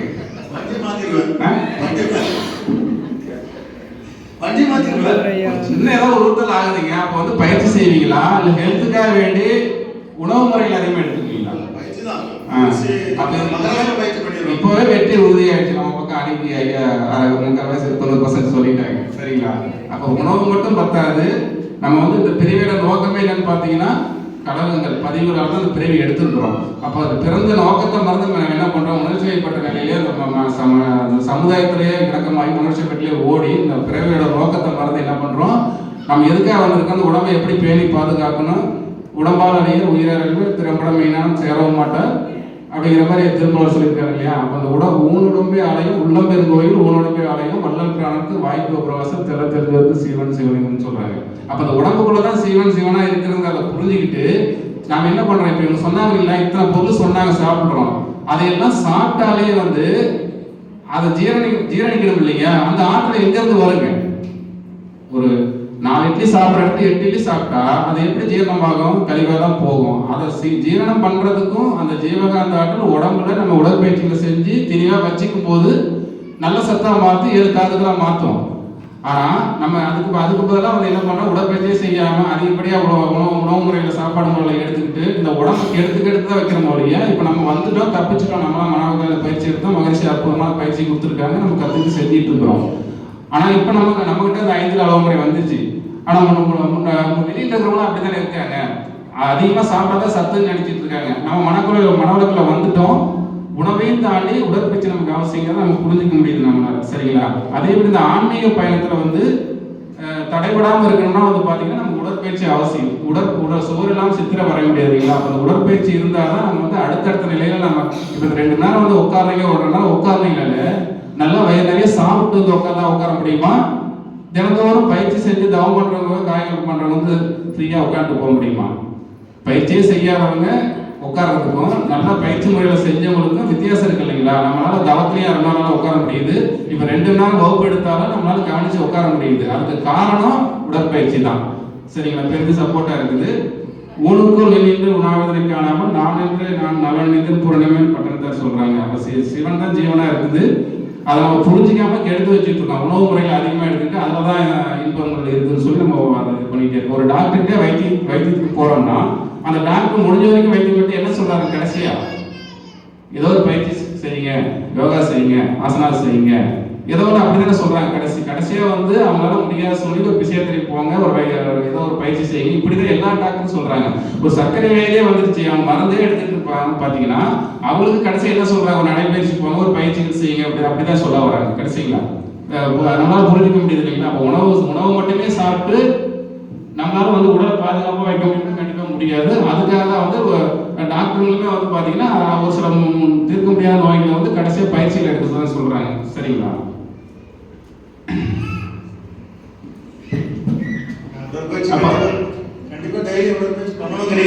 கண்டிப்பா மகரிஷி என்ன சொல்றாங்க பாத்தீங்கன்னா, உங்ககிட்ட சொத்து பத்து இருக்கிறதா, எத்தனை ஏக்கர் நிலம் இருக்குது, எத்தனை பவுன் இருக்குது, எத்தனை கார் இருக்குது, அதெல்லாம் முக்கியம் இல்லை. ஒவ்வொருத்தரும் ஜீவகாந்தத்துல கோடீஸ்வரராக இருக்கிறாங்க. அந்த ஜீவகாந்தம் நம்ம கிட்ட தெளிவா இருந்தாதான் நம்ம நோய் எதிர்ப்பு சக்தி. நம்ம கிட்ட இப்ப கொரோனா வந்துச்சு, எத்தனை பேர் இறந்தாங்க? பயிற்சி முறையில் எடுத்தவங்க இன்னும் திரகாத்தமா இருக்கதான் செய்யறாங்க. அப்ப நம்ம கிட்ட இந்த ஜீவகாந்தம் நல்லா இருந்தா நம்மளோட சக்தி அந்த ஆட்டம் நல்லா இருக்கும் போது எந்த நோய் வந்தாலும் தடுத்துக்க முடியும். இப்ப இருக்கிற ரசாயன மாற்றங்கள் துரிதம் நிறைய சாப்பிட்டாலும் பண்ணாலும் எது பண்ணாலும் நம்ம அதை எதிர்ப்பு சக்தி நமக்கு அதிகமாயிடும். எந்த நோய் வரவும் உள்ள விடாது, வந்தாலும் அது தடுக்கக்கூடிய பக்குவம் நமக்கு வந்துடும். அதுக்கு இந்த உடற்பயிற்சி தான் நமக்கு சப்போர்ட்டா இருக்கும். உணவு சப்போர்ட்டா இருக்காது. உணவு வேணும், அதையும் தாண்டி உடற்பயிற்சி செய்யும் போது அதை வந்து நம்மளை பாதுகாக்கிறதுக்கு இந்த சமுதாயத்துல நமக்கு வந்து சப்போர்ட்டா இருக்கிறது உடற்பயிற்சி தான். உதாரணத்துக்கு எடுத்துக்கிட்டோம்னா முன்னாள் முதல்வர் ஜெயலலிதா பார்த்தீங்கன்னா அவங்க கிட்ட இல்லாத காசா பணமா சொல்லுங்க பார்ப்போம். அவங்க இந்த வயசுல மரணம் தெரிவிச்சதுக்கு காரணம் என்னங்க? அவங்க கிட்ட உணவு இல்லைங்கன்னா எந்த மாதிரி வகையான பாரியில் கிடைக்கக்கூடியதோ இங்க கிடைக்கக்கூடியது எந்த மூளை முடுக்கல் இருந்தாலும் எடுத்துட்டு கொண்டு வந்து சாப்பிட முடியும் அவங்களால. அவங்களுக்கு எப்படி இந்த ஒரு நோய் வந்து இந்த வயசுல இறந்தாங்க பார்த்தோம் இல்லைங்களா? ரத்தன் டாட்டா இப்ப கூணு வளைஞ்சு நடந்தாரு. அவரும் வந்து அவர்கிட்ட இல்லாத காசு பணமா? அவரும் அந்த சின்ன வயசுல ஆரம்பத்துல இருந்து அந்த பிரச்சனை வரும்போது அவர் அந்த பயிற்சி முறையில செஞ்சிருந்தாருன்னா கண்டிப்பா அவரும் வந்து நீண்ட நாள் வாழ்ந்திருக்க முடியும், அந்த பிரச்சனை வந்து சமாளிச்சிருக்க முடியும். அம்பானி மகனை பார்க்குறோம் நம்ம இப்ப எப்படி இருக்காங்க? உடல் பருமனாகி அவங்ககிட்ட இல்லாத பணங்களா? இந்தியாவில் நம்பர் 1 கோடீஸ்வரனா இருக்காங்க. அப்ப அவங்ககிட்ட இல்லாத காசு பணமா, அவங்ககிட்ட இல்லாத உணவுகளா? பார்க்குறோம் இல்லைங்களா? ஒரு கல்யாணத்துல எத்தனை வகையான வெரைட்டி, எத்தனை வீடியோலாம் பார்க்கும்போது நான் ஒரு வயது சோத்துக்கு எத்தனை கஷ்டப்படுறாங்க மக்கள், அவங்க எப்படியெல்லாம் பரிமாறுறாங்க. அப்போ அவங்ககிட்ட இருக்கிற இல்லாத காசு பணமான்னு பார்த்தா அவங்க ஏன் உடல் பருமன் அப்படி இருக்குன்னு பார்த்தீங்கன்னா அவங்க பயிற்சி முறையில் செய்யலன்னு நமக்கு புரிஞ்சிக்க முடியுது. செய்கிறாங்களே அதை ஆடனுக்கு வெளிச்சம், ஆனால் அவங்க வந்து செஞ்சால் அந்த உடல் பருமன் அப்படி இருக்க வாய்ப்பெல்லாம் நம்மளால் நம்ப முடியுது. சரிங்களா? அப்போ வந்து காசு பணம் முக்கியம் இல்லை, எத்தனை உணவுகள் இருந்தாலும் நம்ம வந்து பார்த்தோம்னா பயிற்சிகள் செஞ்சு தான் நம்ம உடலை வந்து பாதுகாப்பாக வச்சுக்க முடியும்னு நம்மளை புரிஞ்சிக்க முடியுதுங்க.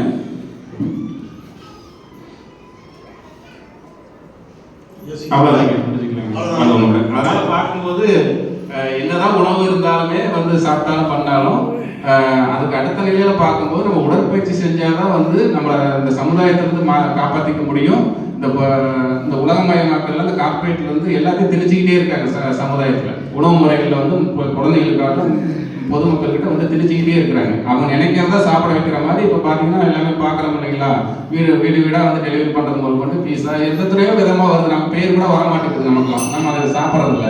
அதையெல்லாம் தாண்டி நம்ம சமுதாயத்திலிருந்து நம்ம மீது நம்ம பிறவியோட நோக்கத்தை நிறைவேற்றணும்னா இந்த உடல் ஆரோக்கியமாக இருக்கணும். அந்த உடல் ஆரோக்கியமாக இருக்கணும்னா தினந்தோறும் பயிற்சிகளை செஞ்சு நம்ம மேன்மைப்படுத்தும் போது தான் வந்து பார்த்தீங்கன்னா உணவை காட்டிலும் ஒருபடி மேலே பாதுகாப்பானது பார்த்தீங்கன்னா உடற்பயிற்சி தான். உடற்பயிற்சின்னு சொல்லி திருப்பி வளர்ந்து நம்புகிறோம். வாழ்க்கை நன்றிங்க. மதிப்பே இல்லை, பெல் அடிச்சாலும் யாரும் கேட்கறது இல்லை. என்ன பெல் தந்துருக்கீங்க? மணி தாங்க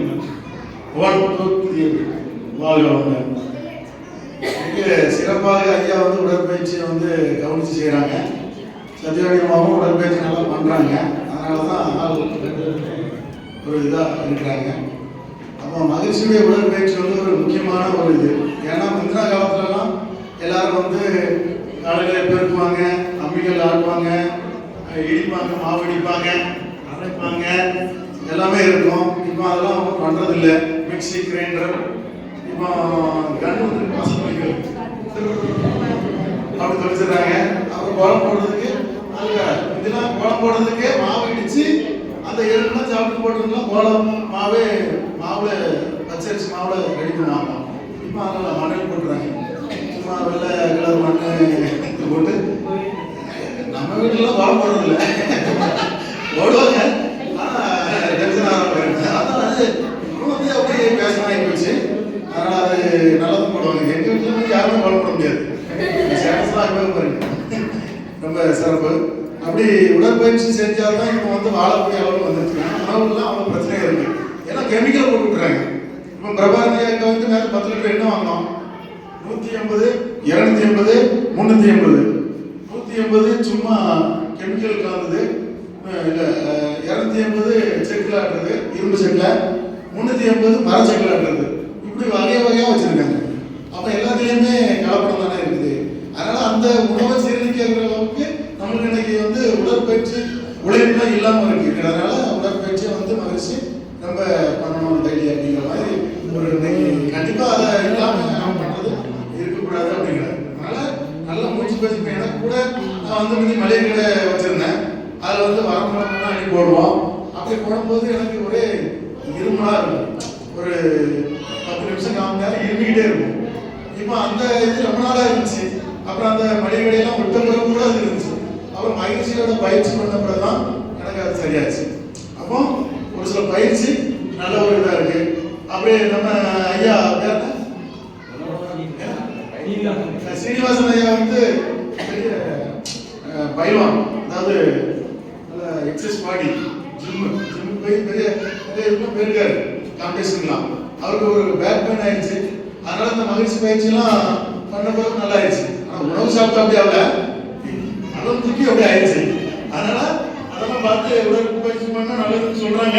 சரி பார்ப்போம் என்ன நடக்குதுன்னு. அது யாரும் இருக்கு அப்படி. அதான் உள்ளம்பெருங்கோயில் ஊனுடம்பை ஆலயம் தெல்ல தெளிந்தாருக்கு சிவன் சிவலிங்கம் கள்ள புலனைந்தும் காணாமலே பெண்களுக்கு வாய கோபுரவாசல்ங்கிறார். யாரு? வாய் கோபுரவாசல்ங்கிறார். வாய் வந்து நல்லதை சாப்பிடணும், நல்லதை பேசணும் அப்படிங்கிறது வாய் கோபுரவாசல். ஏன்னா கோபுரவாசல் தொட்டு தான் உள்ள போகும். அதனால வாய் கோபுரவாசல்ங்கிறது. அதனால உணவு வந்து அடக்கி வாசிங்க அப்படின்ட்டு ஐயா சொல்றாங்க. பார்ப்போம். அடுத்ததாக உணவு தான் பெருசு. நான் என் பாடி பாருங்க நல்லா இருக்கு, பயணமா இருக்கேன், சென்டா இருக்கேன், சுசுப்பா இருக்கேன். நான் டெய்லி வந்து 800 பீஸ் தைக்கிறேன், சிங்கர் டைலர்ல 2000 சம்பாதிக்கிறேன் அப்படின்ட்டு மகாதேவனையா ஆணிதரமா சொல்றாரு. துணை இப்ப பாருங்க சடலமா அடிச்சு விடுவாரு பாருங்க ஐயா வாழ்க்கை உண்டு மகாதேவன் ஐயா. ஜெராக்ஸ் போட்டு நிறைய பாரத் பிரெண்டு நம்ம அம்மா இருக்காங்க, அவங்க ஜெராக்ஸ் எடுக்கணும் கம்மியா இருக்கும். வாழ்க வையகம், வாழ்க வையகம். ஐயா உணவு வந்துருச்சா? உணவு வந்துருச்சுங்களா?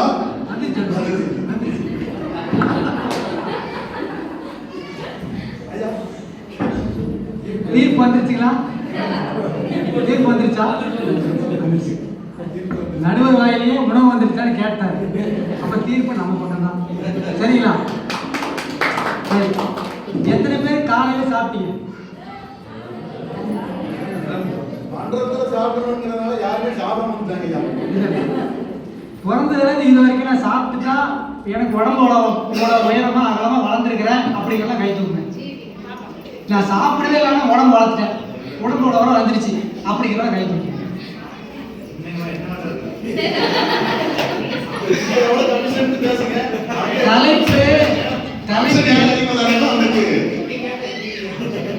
தலைப்பு என்னன்னு தெரியாம வந்து பேசலாங்களாமா. யாரு? உடம்பே இல்லாதவங்க உடற்பயிற்சி பண்றாங்களாமா. யாரு? உடம்பே இல்லைன்னு நாங்க பேசுறோமாமா. பாத்துங்க, யார் யார் வீட்டுல சமையல் அறை இருக்கு? யார் வீட்லயுமே இல்லையா? உடற்பயிற்சி கூட எத்தனை பேர் வீட்டுல இருக்கு? பாத்துங்க, இவங்க உடற்பயிற்சி பத்தி பேசுறாங்க. ரசாயனம் கலந்த உணவு நிறைய வந்துருச்சாமா, அதனால உடம்பு கெட்டு போகலாம். உங்களை யாரு ரசாயனம் கலந்த உணவு வாங்கி சாப்பிட சொன்னாங்க? சொன்னோமா? நாங்க சொன்னோமா? நாங்க சத்தான உணவா சாப்பிடுங்கன்னு சொல்றோம், கூவி கூவி கூப்பிடுறோம். எங்க கேட்குறீங்க? சொல் பேச்சு கேட்கணும், இல்லை கண் புத்தி இருக்கணும், சொல் புத்தி இருக்கணும். 2 புத்தியுமே இல்லைன்னா உடல் பேச்சு தான் செய்யணும். சரி ஐயாவே அவங்க அடியே சொல்லிட்டாங்க. அடுத்து அவங்க உடல் பேச்சுக்கு சப்போர்ட் வர்றாங்களா, அவங்க கேட்டுக்கிட்டே இருக்க அடிவையெல்லாம் கலக்குது அப்படியே. சரிங்களா? இப்போ அவங்களே சொல்லிட்டாங்க உடல் பயிற்சி சப்போர்ட்டா பண்றாங்க. நிறைய இடத்துல மென்ஷன் பண்ணாரு தெரியுங்களா? சப்போர்ட்டாமா. அப்ப எது மெயின்? உணவு. எதுக்கு அளவுக்கு அதிகமாக உணவு சாப்பிட்றீங்க? ரசாயன கலந்த உணவு ஏன் சாப்பிட்றவங்களை யார் சாப்பிட சொன்னா? நாங்க சொன்னோமா? மதுரை சொன்னாரா? அளவுக்கு அதிகமாக வாயை அடக்க முடியல, உடல்கள் அடக்க முடியல, நல்லா இது வரைக்கும் சாப்பிட்றீங்க, அப்புறம் இங்க வந்து மண்டலத்தை வந்து உருள வேண்டியது. யாரும் உங்களை சாப்பிட சொல்றது? அளவு முறை கடைபிடிக்க தான் சொல்றான். சத்தான உணவை சாப்பிடுங்கன்னு தான் சொல்றான். சாப்பிடாம நீங்க எப்படி இவ்வளவு உயரமா வளர முடிஞ்சுச்சு? அடுத்து ஜீரணம் ஆகலையாமா. இது வரைக்கும் சாப்பிட்டா ஜீரணம் ஆகாது. ஜீரகம் ஜீரகத்தையும் நீங்க வந்து அளவா தான் சாப்பிடணும். அதுலயும் அளவு முறை மீறினீங்கன்னா ஹீட் ஆகும். நாங்க அளவு முறையை தான் கடைபிடிக்க சொல்றோம். உணவு இல்லாம உடல் இல்ல. அடுத்து சொல்ற சுவர் இருந்தா சித்திரம் வரைய முடியுமாமா? சுவர் இருந்தா தான் சித்திரம் வர முடியுமா? பாத்துங்க, எந்த சுவர்? இந்த உடம்பு இருந்தா தான் சித்திரம் வர முடியும். நீ உடம்பு இருந்தா தான் உடல் பயிற்சியை பண்ண முடியும். நாங்க அந்த உடம்பை கொடுத்ததே உணவு சாப்பிட்டு தான் வந்துச்சுங்கிறோம். நீங்க உடல் பயிற்சி தான் முதல்ல வேணுங்கிறீங்க. தலைப்பு படிங்க. உடல் நலத்தை பெரிதும் பாதுகாப்பது எது? உடல் நலத்தை பெரிதும் பாதுகாப்பது ஆரோக்கியமான சத்தான உணவு முறை தான். நீங்க அதெல்லாம் விட்டுட்டீங்க. உடற்பயிற்சிங்க காத்துல வந்து உருட்டு போகலாம். எப்படி உடற்பயிற்சி செய்யுது? உடலும் கை கால்களும் உருவம் இருந்தால் தான் உடற்பயிற்சி பண்ண முடியும். இதில் அருவமா இருக்கு. இது ஸ்தூல உடம்பு. இதெல்லாம் தெரியாம மாட்டாங்க. உடல் நலத்தை பாதுகாக்கிறது பெரிதும் உடல் பயிற்சியே அப்படின்னு வந்துட்டாங்க. கொரோனா வந்தப்ப என்னமோ பண்ணாங்களாமா? என்ன பண்ணாங்களாமா? பயிற்சி பண்ணாங்களாமா. ஞாயிற்றுக்கிழமை கூவி வச்சுட்டு கசாயம் ஊத்துறீங்களே, எதுக்கு அது? ஏன் அந்த வேலை செய்ய? உடற்பயிற்சி சொல்ல வேண்டியதுதானே? நீங்க கூவி கூப்பிடுறீங்களே, எத்தனை பேர் வர்றாங்க? இன்னைக்கு அறிவு பயிற்சி உடற்பயிற்சி எடுக்க எத்தனை பேர் இருக்கீங்க? சாப்பாடு இவ்வளவு இருக்குங்கிறதுனால எல்லாரும் வந்துங்க. நாங்க சாப்பாட்டுல இவ்வளவு இருக்குன்னு சொல்றீங்க. சாப்பிட்டதால தான் உடல் வந்திருக்கு. அந்த உடல்ல அளவுக்கு அதிகமா நீங்க பயன்படுத்தினா நோய் வந்திருக்கு. நீங்க நோயை சரிப்படுத்த வர்றீங்க. நான் ஆரோக்கியமா இருக்க வரணும்னு சொன்னா யாரா வர்றீங்களா?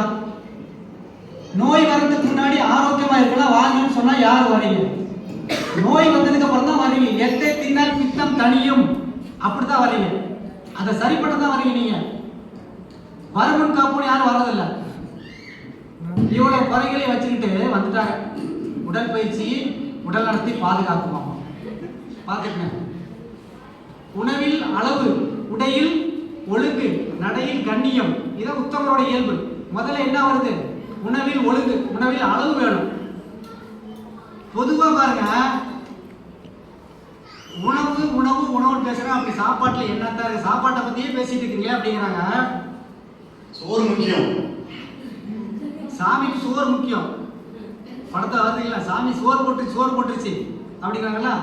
பாருங்க, எந்த சாப்பாட்டை பத்தி எப்ப பார்த்தாலும் பேசிட்டே இருக்கிறீங்க அப்படின்னா, நான் திரும்பி கேட்கிறேன், அதை தவிர வேற எதை பத்தி நம்ம பேச முடியும்?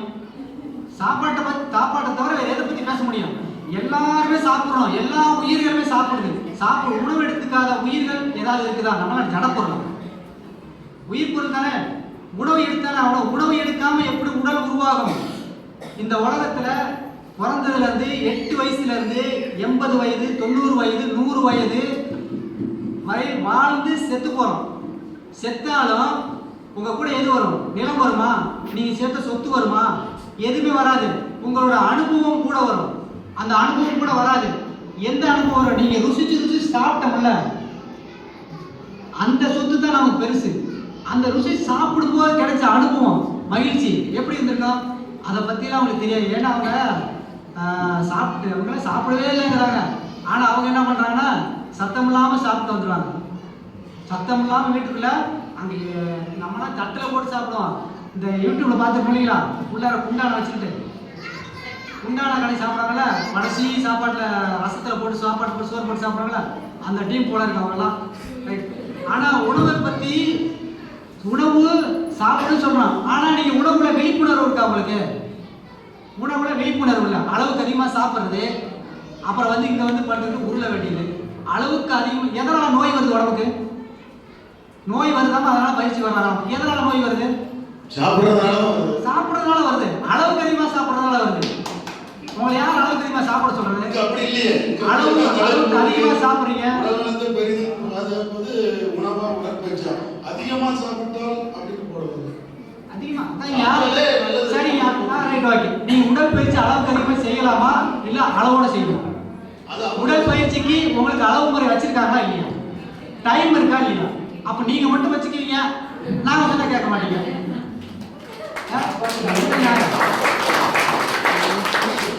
அளவு முறை எல்லாத்தையும் கடைபிடிக்கணும். இப்ப அளவு முறை மீறதான் பிரச்சனை. நான் சொல்றேன், அளவு மீறி முறை மாறி முறை தவறி நீங்க பயன்படுத்தும் போது அது எல்லா விதத்திலையும் சிக்கலை உண்டு பண்ணுது அப்படின்னு நாங்க சொல்றோம். வாயை அடக்க முடியல, அப்புறம் இங்க வந்துட்டு முக்க வேண்டியது, முடங்க வேண்டியது, ஜீரணமாக அப்படின்னு உடல் ஐயா இல்ல முடியல. நமக்கு உடம்புக்கு ஆற்றல் எப்படி வருதுங்க? உடம்புக்கு எனர்ஜி வருது 4 விதத்துல வருது. கோள்களின் மூலமா வருது, பூமி மையத்துல இருந்து வருது, உணவு நீர்ல இருந்து வருது, காத்துல இருந்து வருது. அவங்க எதுல இருந்து அதிகமாக எடுத்துக்கிறாங்க டீமை? அவங்கள சித்தர் மகால் ஞானிகளா? காத்துல இருந்து எடுக்கிறாங்களா இல்ல பூமி மையத்துல இருந்து எடுக்கிறாங்களா இல்ல கோள்கள்ல இருந்து வரக்கூடிய ஆற்றல் எடுத்துக்கிறாங்களா? எதுல இருந்து எடுக்கிற கேட்டுக்கிறது சொல்லுங்க. உடற்பயிற்சியில் வச்சிருக்கீங்க இன்னைக்கு உணவு முருகு சூப் உணவு தானே ஐயா, அது உணவு நீர் தானே. அப்ப அதுல இருந்து தான் எல்லாத்தையும் எடுத்துக்கிட்டு இருக்காங்க. ஆனா அவங்க என்ன பண்றாங்க? ஞானி மாதிரி பேசுறாங்க. கோள்கள்ல இருந்து எடுத்துக்கிற மாதிரியும், காத்துல இருந்து எடுத்துக்கிற மாதிரியும், பூமி மையத்துல இருந்து எடுத்துக்கிற மாதிரியும் பேசுறாங்க. அது வந்திருக்கிறாங்க அவங்க. அப்ப நமக்கு ஆற்றலை தரக்கூடியது. இன்னைக்கு மாத்திரை எத்தனை பேர் சாப்பிட்டு இருக்கீங்க? நீங்க மாத்திரை சாப்பாட்டுக்கு முன்னாடி போட சொன்னா சாப்பாட்டுக்கு அப்புறம் போட சொல்றாங்களா? நாங்கெல்லாம் உடற்பயிற்சி செய்யற வர்க்கம், அதனால நாங்க மாத்திரை சாப்பிட மாட்டோம். நீங்க சாப்பிட மாட்டீங்க, அங்க சாப்பிட இருக்காங்கல்ல. ஏன்னா உடற்பயிற்சிக்கு வரதே வந்து நோய் வந்து வர்றாங்க. நான் அவங்களுக்கு சேர்த்து சொல்றேன். ரைட்டு. இப்போ 5 அளவு முறைன்னு ஒண்ணு இருக்கு, அவங்களுக்கு தெரியுமா? மகன் சொல்லியிருக்க 5 அளவு முறைன்னு இருக்கு, அது உங்களுக்கு தெரியுமா? தெரியாது. உணவு, உழைப்பு, உறக்கம், உடலுறவு, எண்ணம். முதல்ல உணவு. நீங்க உணவுல கட்டுப்பாடு இல்லை அப்படின்னா உங்களுக்கு உறக்கம் எப்படி வரும்? அளவு முறை அதிகமாக சாப்பிட்டா தூக்கம் எப்படி வரும்? சோறு பத்தாம சாப்பிட்டா எப்படி தூக்கம் வரும்? நேரத்துக்கு சாப்பிடாம விட்டா எப்படி தூக்கம் வரும்? சரிங்களா? நீ உணவு சாப்பிடாம உடற்பயிற்சி 2 நாளைக்கு சாப்பிடாம வாங்க, 2 நாளைக்கு சாப்பிடாம இருங்க, உடற்பயிற்சி எப்படி பண்ணி நான் பார்க்கறேன், உங்களால எப்படி பண்ண முடியும் பார்க்கறேன். சரிங்களா? மயக்க போட்டு கீழே வந்துடுறாங்க, அவங்களுக்கு வந்து 2 பேர் வரும். ஒரு நாள் போதும். ஐயா என்ன இருக்கு? ஒரு பக்கம்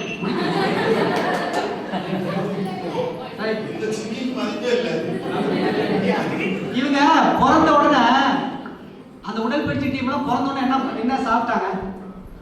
டைரக்டா உடற்பயிற்சி பண்ணிட்டாங்க. பிறந்த உடனே உடற்பயிற்சி பண்ணிட்டாங்க. தாய்ப்பால் குடிக்கவே இல்லை. தாய்ப்பால் உணவு தானே, அதை குடிக்கவே இல்லை. டைரக்டா உடற்பயிற்சி பண்ணிட்டாங்க. சரிங்களா? அதை பேசுறதுக்கு பண்ணிட்டாங்க.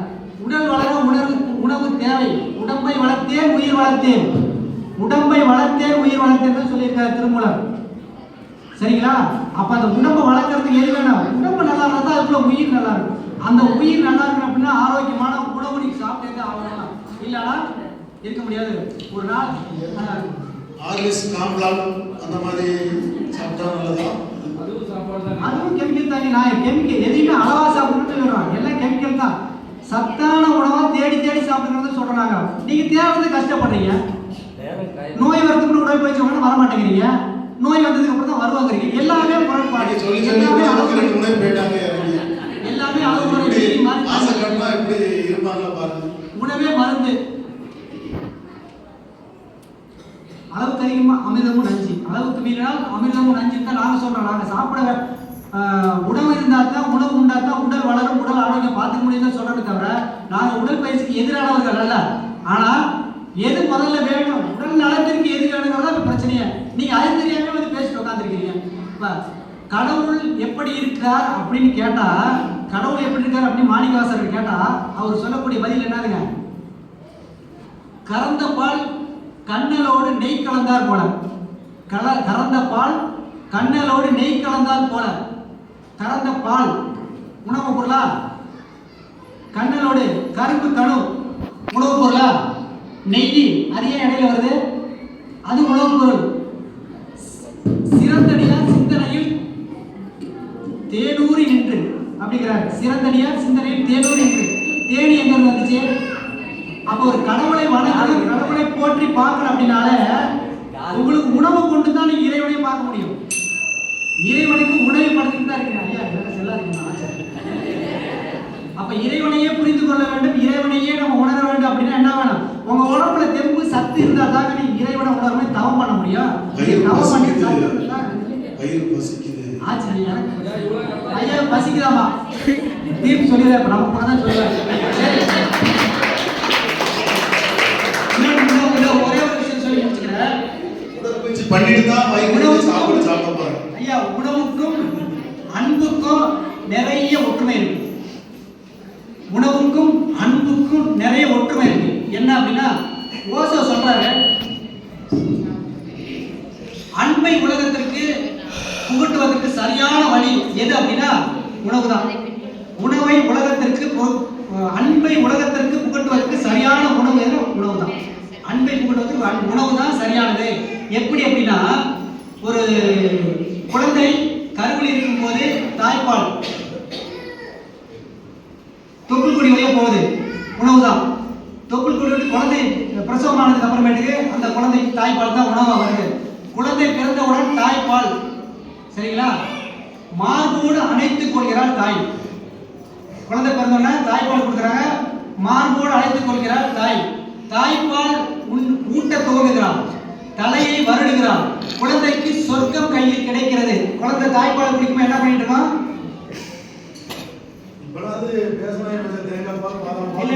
தாய்ப்பால் சொல்றேன். ஆமா, குழந்தை பால் தாய்ப்பால் குடித்துக் கொண்டிருக்கும் போது குழந்தை என்ன பண்ணுது? தாய்ப்பால் குடிக்கும் போது தலையை வருடுகிறாள். குழந்தைக்கு சொர்க்கம் கையில் கிடைக்கிறது. தாய்க்கு சொர்க்கம் அப்போது சித்திக்கப்படுகிறது. ஒரு குழந்தை தாய்ப்பால் குடிக்கும் போது தாயை வருடும் போது குழந்தைக்கும் சொர்க்கம் கிடைக்கிறது, தாய்க்கும் சொர்க்கம் கிடைக்கிறது. தாய்ப்பால் குழந்தைக்கு போய்கொண்டே இருக்கிறது. மறந்து விடாதீர்கள், அன்பும் உணர்வும் தாய்ப்பாலில் பின்னி பிணைந்திருக்கிறது. அன்பும் உணவும் தாய்ப்பாலில் பின்னி பிணைந்திருக்கிறது. முதல் உணவு தாய்ப்பால், முடிவில் என்ன ஊத்துறாங்க? அப்புறம் உணவு தான் முதலில் வருது, கடைசியிலே வருது. இடையில வந்து உடற்பயிற்சி பண்ணி உண்டுகிட்டு இவங்க வர உடற்பயிற்சி எப்படிங்க? முதல் உணவு தாய்ப்பால். சரி, இதெல்லாம் ரைட், ஓகே, விட்டுருங்க. மகரிஷி ஒரு பாட்டு சொல்லியிருக்கிறார். ஆச்சுங்க, ஐயா இப்ப இவங்க இந்த விழாவை முடிச்ச உடனே அடுத்து சாப்பிட மாட்டாங்க, நேரம் வீட்டுக்கு போயிடுவாங்க. சரிங்களா, சாப்பிட மாட்டாங்க. மகரிஷி என்ன சொல்லியிருக்கிறாரு சாப்பிடறதுக்கு முன்னாடி? அன்பர்கள் அன்பர்கள் அனைவரும் கூடி நன்றி உணர்வுடன் நாம் இந்த உணவை உண்ண தொடங்குவோம். எதுக்கு? உடல் நலத்திற்கே சொல்றாரா? இதெல்லாம் மறந்துட்டாங்க. ஆனா வந்து பேசுறது சரியா? அப்ப உடல் நலம் ஆக இருக்குன்னா அதுக்கு பெரிய உணவே உணவே உணவே அப்படி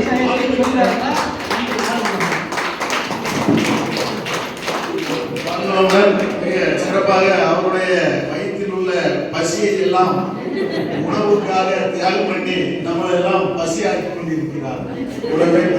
அதனால் உடற்பயிற்சியை செய்துவிட்டு தான் நான் தினம் தினம் மருந்து சாப்பிடுவேன் அப்படின்ட்டு நமது துணை பேராசிரியர் விஜயலட்சுமி அம்மா அவர்களை வரவேற்கிறோம். நமது மன்றத்தில் துணை செயலாளர் பொறுப்பாளராக இருக்காங்க. நேற்று சண்முகம் ஐயாவோட எப்போ செல்வராஜ் ஐயா இந்த விஜயலட்சுமி அம்மாவை மட்டும் விட்டுறாங்க, நல்லா பயிற்சி கொடுக்குறாங்கன்னு சொல்லிட்டு போயிருக்காரு. அது அந்த பெருமைக்குரியவர் அம்மா அவர்களை வருகிறவர் வாழ்க்கை பிடிச்சிக்கிடுங்க. வேற பயிற்சி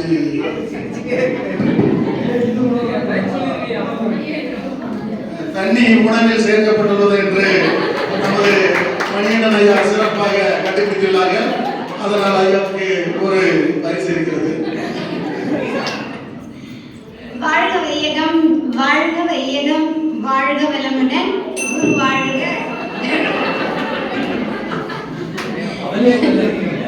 குருவே துணை. உடம்பினை முன்னம் இழுக்கன்று இருந்தேன், உடம்புக்குள்ளே ஒரு பொருள் கண்டேன், உடம்புக்குள்ளே உத்தமன் கோயில் கொண்டான் என்று உடம்பினை யான் இருந்து ஓம்புகின்றேனே அப்படின்னு ஒரு புலவர் சொல்லியிருக்காரு. அதாவது இந்த உடலை வந்து நான் ரொம்ப சுமையா நினைச்சேன். நம்மளுடைய உயிர் இருக்கிற வரையும் இந்த உடல் தான் நமக்கு சொத்து, வாகனம் இல்லைங்களா? அந்த வாகனத்தை எப்படியெல்லாம் நம்ம பேணி காக்கணும். ஐயா ஐயா சாப்பாடு வந்ததா?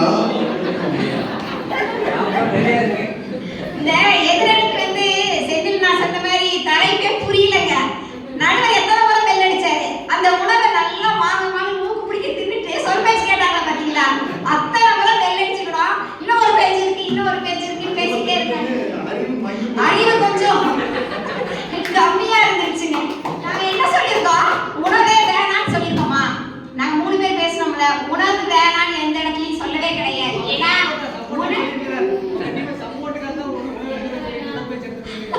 உணவு வந்து தேவை ஒன்று, அடிப்படை தேவை ஒன்று. ஆனா நம்மளோட உடலை பாதுகாக்கிறது எது? அந்த காலத்துல வந்து நமக்கு உடற்பயிற்சி தேவையில்லை, நீங்களே அதுக்கு கேரண்டி கொடுத்துட்டீங்க. அந்த கால உணவு எப்படி இருந்ததுங்க? எப்படி இருந்ததுங்க? இயற்கையான முறையில் தயாரிக்கப்பட்டது. ஆனா இன்னைக்கு நீங்க சொல்ற மாதிரி ஐயா வயிறு பசிச்சா உட்காருங்க, உடற்பயிற்சி பண்ணி தான் போகணும். ஏன் ரசாயன பொருளை சாப்பிடுறீங்க, ஏன் ரசாயன பொருளை சாப்பிடுறீங்க, தேடி தேடி போய் சாப்பிடுறீங்கன்னு கேக்குறீங்களே ஐயா. உண்மையா நம்மள மாதிரி பாமர மக்களுக்கு கிடைக்கக்கூடிய ஒரு அரிசியோட விலை 80 ரூபாய். ஆனா நீங்க சொல்லக்கூடிய கருப்பு கவனியோ மாப்பிள சம்பாவோ இதெல்லாம் வாங்கணும்னா கண்டிப்பா 200 ரூபாய் வேணும். அப்ப பொருளாதாரத்துல ஈவனா இருக்கிறவங்கனால நீங்க சொல்லக்கூடிய உணவை உட்கொண்டு இந்த உடலை பாதுகாக்கக்கூடிய முறையில உணவு தான் பெரிதும் பயன்படுவதுன்ற தீர்ப்பு வழங்கவே முடியாது. அந்த காலத்துல உடற்பயிற்சி தேவையில்லாம இருந்தது நாங்களும் ஒத்துக்கிறோம். ஏன்னா அந்த காலத்துல எங்க பாட்டிய உட்கார்ந்து குத்த வச்சு வீட ஃபுல்லா வலிச்சுட்டு வருவாங்க. அதுவே மிகப்பெரிய எக்ஸசைஸ். மாவு இடிப்பாங்க, ஆட்டுவாங்க, அம்மியில அரைப்பாங்க. எல்லாமே உடலுக்கு உழைப்பு இருந்தது. இன்னைக்கு உழைப்புன்றதே இல்ல. லேடிஸ் எல்லாருக்கும் இந்த சுவிட்ச் போடுறதுக்கு இந்த விரல் மட்டும்தான் யூஸ் ஆகும் இல்லைங்களா? அதை நம்ம எல்லாமே ஒத்துக்கிறோம். துவைக்கிறதுக்கு முதல் கொண்டு எல்லாத்துக்கும். அப்படி இருக்கும் பொழுது நம்ம ஐநா சபைன்னு சொல்லக்கூடிய WHO வேர்ல்ட் ஹெல்த் ஆர்கனைசேஷன் ஒரு அமைப்பு சொல்றாங்க, வாரம் 150 இல்லங்க 150 நிமிஷமாவது நம்ம இந்த உடலை அசைக்கணும். மகரிஷி சொல்லலீங்களா? அசைஞ்சு கேட்டது மனம், அசையாம கேட்டது உடல். அவர்தானே நமக்கு குருஜி. அந்த குருஜிக்கு கீழே உட்கார்ந்துட்டு உணவு தான் எனக்கு வேணும். இவங்கெல்லாம் ட்ரெஸ் போட்டிருக்காங்களா இல்ல இவங்களுக்குள்ள ட்ரெஸ் இருக்குனாவே தெரியல. இந்த கீரையை சாப்பிடுங்க, கொள்ளை சாப்பிடுங்கன்ட்டு இந்த அடியில பாத்தீங்கன்னா ஒரு ஆள் கீரை சாப்பிட்டு கண்ணாடி போட்டுட்டு இருக்காரு. பாத்தீங்களா கண்ணாடி? நேற்று செந்திலையா வந்தாருல்ல, அவர் சொல்லிட்டு போனாரு மகாதாரனால.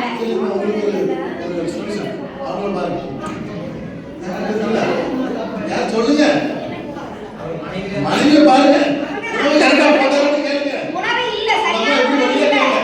நேற்று செந்திலையா வந்தாரு இல்லங்க, இந்த அண்ணன் அம்மன் நகர் கிளாஸ் எடுக்க போறாராம். அவர் என்ன தெரியல அட்வைஸ் சொன்னாரு, மகாதேவன் வேண்டாம், அவங்களுக்கு பாடி இருக்கிற கண்டிஷனுக்கு அவ்வளவு தூரம் போகாதீங்க அப்படின்னு சொல்லிட்டாரா இல்லையா கேளுங்க.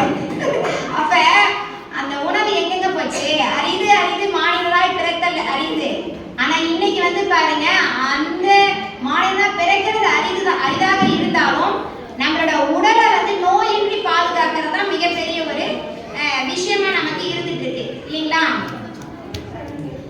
அதாவது இந்த உயிரை வந்து உடல் சுமக்கிறதுக்கு ஒரு ஆயுசு வேணும். அந்த வாழ்நாள் முழுவதும் இந்த உடலுக்கு இப்ப வண்டி இருக்கு, நம்ம வண்டிக்கு வந்து வண்டி எடுத்ததுல இருந்து வண்டி கம்ப்ளீட்டா இதாகிற வரைக்கும் நம்ம என்ன பண்ணிட்டு இருக்கோம்? அந்த வண்டியை ஓட்டிக்கிட்டே இருந்தா சரியாயிருங்களா? அந்த வண்டிக்கு தேவையான பெட்ரோல் தான் உணவு. ஆனா அந்த வண்டியை மெயின்டைன் பண்றது தான் உடற்பயிற்சி. மெயின்டெனன்ஸ் கொடுத்துக்கிட்டே தான் இருக்கணும். நாம வந்து உணவை வந்து வேணாம் நம்ம எந்த இடத்துலயுமே நம்ம சொல்லல இல்லைங்களா? இன்னைக்கு நீங்க உண்ணக்கூடிய உணவு எந்த விதத்துல இருக்குது? எத்தனை லேடிஸ் இங்க இருக்கிறவங்க 3 வேளை வீட்டுல சமைக்கிறோம் சொல்லுங்க? 3 வேளை வீட்டுல சமைக்கிறோம். வாரம் ஃபுல்லா நான் வீட்டுல சமைக்கிறேன். ஜொமேட்டோ, ஸ்விக்கி இதெல்லாம் நான் ஆர்டர் பண்ணாம சாப்பிடுறேன். எங்க வீட்டுல நூடுல்ஸ் இல்ல. சொல்லுங்க பார்க்கலாம். டிவி சீரியல் பார்க்காம நான் சமைக்கிறேன். டிவி சீரியல் பார்த்துட்டே சமைக்கிறேன். நான் வீட்டுல வந்து பாத்துருக்கேன். Okay okay okay. ஏன் ஒண்ணுக்கு யாரும் சாப்பிட போறாங்க? ஏன் ஒண்ணு பொய் சொல்றாங்க பாத்தீங்களா? வீட்டுக்காரே சாட்சியா இருக்காரு. பொய் சொல்றாமா? அதாவது டிவி சீரியலை பார்த்தே சமைக்கிறது, அதனுடைய எண்ணங்கள் தான் அந்த நாம சமைக்கக்கூடிய அந்த உணவுல பதியும். ஐயா, நான் இந்த உணவு அன்னைக்கு ஒரு விஷயத்த சொல்லிக்கிறேன். என்ன தெரியுங்களா? இந்த உணவு மூலியமா குணங்கள் எல்லாம் மாறும் சொல்றாங்க. நான் மதுரைக்காரன், நான் அந்த ஊருக்காரன், இந்த ஊருக்காரன். ஏன்னா அந்த உணவு மூலியமா நமக்கு என்ன வருங்க? ரஜோ குணம் உருவாகும். ஆனா இந்த உடற்பயிற்சியை தொடர்ந்து செய்வதன் மூலம் நம்மகிட்ட இருக்கக்கூடிய விலங்கின பதிவுகளை நம்ம தீர்த்துக்க முடியும். ஆன்மீக வாழ்க்கைக்கு உடற்பயிற்சி வந்து எந்த அளவுக்கு உதவுது அப்படின்னா, அது பயிற்சி நீங்க ரெகுலரா செய்யும் பொழுதுதான் நமக்கு என்ன ஆகுங்க? நல்லபடியா புரியும்.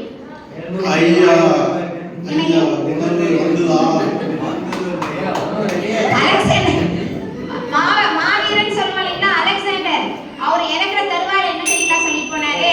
தன்னுடைய உடலை நல்ல உலக புகழ் பெற்ற 4 மருத்துவர்கள் கொண்டு போகணும். ஏன்னா எவ்வளவு பெரிய மருத்துவனா இருந்தாலும் கூட தன்னுடைய உடலுக்கு நோயின்றி பாதுகாக்கக்கூடிய கெப்பாசிட்டி கிடையாது.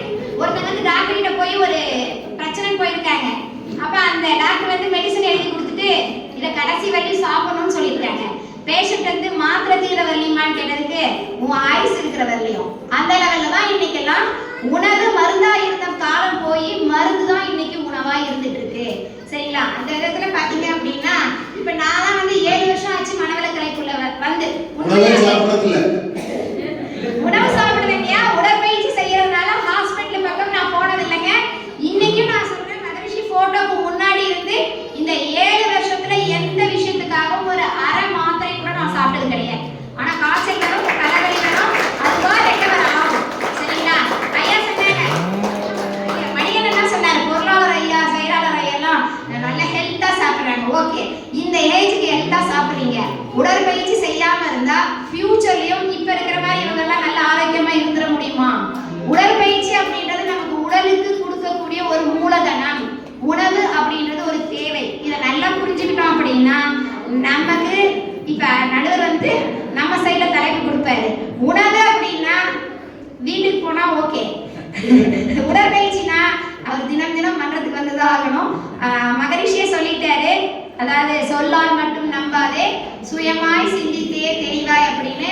அதனால ஐயா உண்மையா பிராக்டிக்கலா தன்னோட லைஃப்ல எதை ஃபாலோ பண்ணிட்டு இருக்காரோ அதையே தீர்ப்பாக வழங்குமாறு எங்களுடைய அணியின் சார்பாக வேண்டி விரும்பி கேட்டுக்கொள்கிறோம்.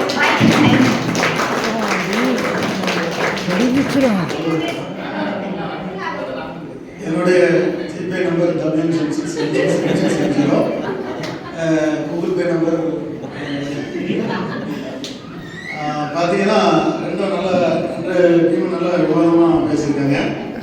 இப்போ ஒரு நோட்டீஸ் கொடுக்க போகிறோன்னா, நம்ம யோகாவில் இருந்து நோட்டீஸ் கொடுக்க போகிறோன்னா, உணவுக்கு வந்து சாப்பிட்டு போங்க, உணவுக்கு வந்து சாப்பிட்டு போங்கன்னு நோட்டீஸ் கொடுக்க மாட்டோம்.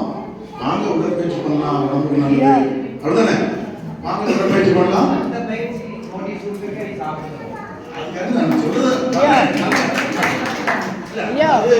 முதல்ல உடற்பயிற்சி பண்ணிட்டு தான் சாப்பிடே போறாங்க. அதானே உடற்பயிற்சி வந்து உடற்பயிற்சி பண்ணுங்க சொல்ல, உடற்பயிற்சி செஞ்சுட்டு நீங்க சாப்பிடுங்க தான் சொல்றாரு. அதனால வந்து உடற்பயிற்சி ரொம்ப ஒரு முக்கியமான ஒரு விஷயமா தான் இருக்கு. ஏன்னா ஒரு காலத்துல ஒரே நல்ல வேலைகள் இந்த மாதிரி இருந்து இதெல்லாம் கிணறு விட்டுவாங்க, கல் உடைப்பாங்க, அதனால உடல் எடுக்கணும் முடியாது. முன்னேறியா பார்த்து வீட்டுல போகணும். வீட்டுல பாருங்க, சின்ன சின்ன பிள்ளைல இருக்க ஐயெல்லாம் பாருங்க. அதாவது ஒரு தடவை உண்ணுபவன் யோகி, 2 தடவை உண்ணுபவன் போகி, 3 தடவை உண்ணுபவன் துரோகி. அப்படிதானே? அதாவது அளவாக உண்ணினால் நம்ம உடல் அந்த உணவை ஜீரணிக்கும். அதிகமா சாப்பிட்டா அந்த உணவு அந்த உடலை ஜீரணிக்கும். அதனால புளிப்பாகும், அப்புறம் உடம்புக்கு ரத்த ஓட்டத்துல புளிப்பு கலரும், நோய் நொடிகள் வரும், இந்த மாதிரி பிரச்சனை இருக்கு. அதனால ரெண்டுமே நம்மளுக்கு வந்து தேவையான ஒரு விஷயமா தான் இருக்கு காலத்துக்கு ஏற்றாப்புல. ஆனா உணவும் வந்து 120 வருஷம் வரை வாழ்ற ஒரு மனிதன் தினம் 3 தடவை சாப்பிட்றதுக்கு உண்டான ஒரு இதெல்லாம் இருக்குதான் செய்யுது. அதுக்காக வந்து ரசிச்சா சாப்பிடுங்க, ருசிச்சு சாப்பிடுங்க, அளவோட சாப்பிடுங்க அப்படிதான் மகரிஷி சொல்றாரு. அதனால அந்த மாதிரி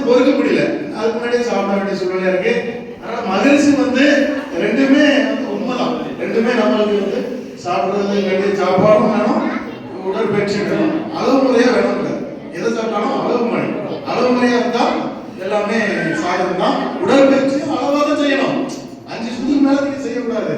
எதுக்காக சொல்றாரு? இந்த சோம்புத்தன் சொல்றாரு, ஒரு அரிசி வச்சோம்னா குக்கர்ல 3 விசில் தான்.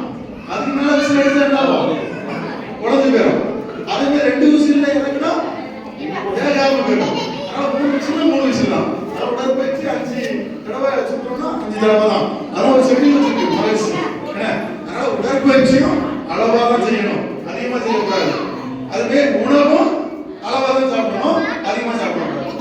அதனால ரெண்டுமே நம்மளுக்கு தேவைதான். ஆனா பசிச்சா சாப்பிடணும். அதனால தீர்ப்புங்கிறத விட ஒரு நல்ல விவாதம். அவங்க ரெண்டுமே நம்மளுக்கு தேவைதான். இந்த தீர்ப்பை கொடுக்கணும் பசிக்கிறதுனால. அதனால உடற்பயிற்சி செஞ்சுட்டு தான் சாப்பிடணும்.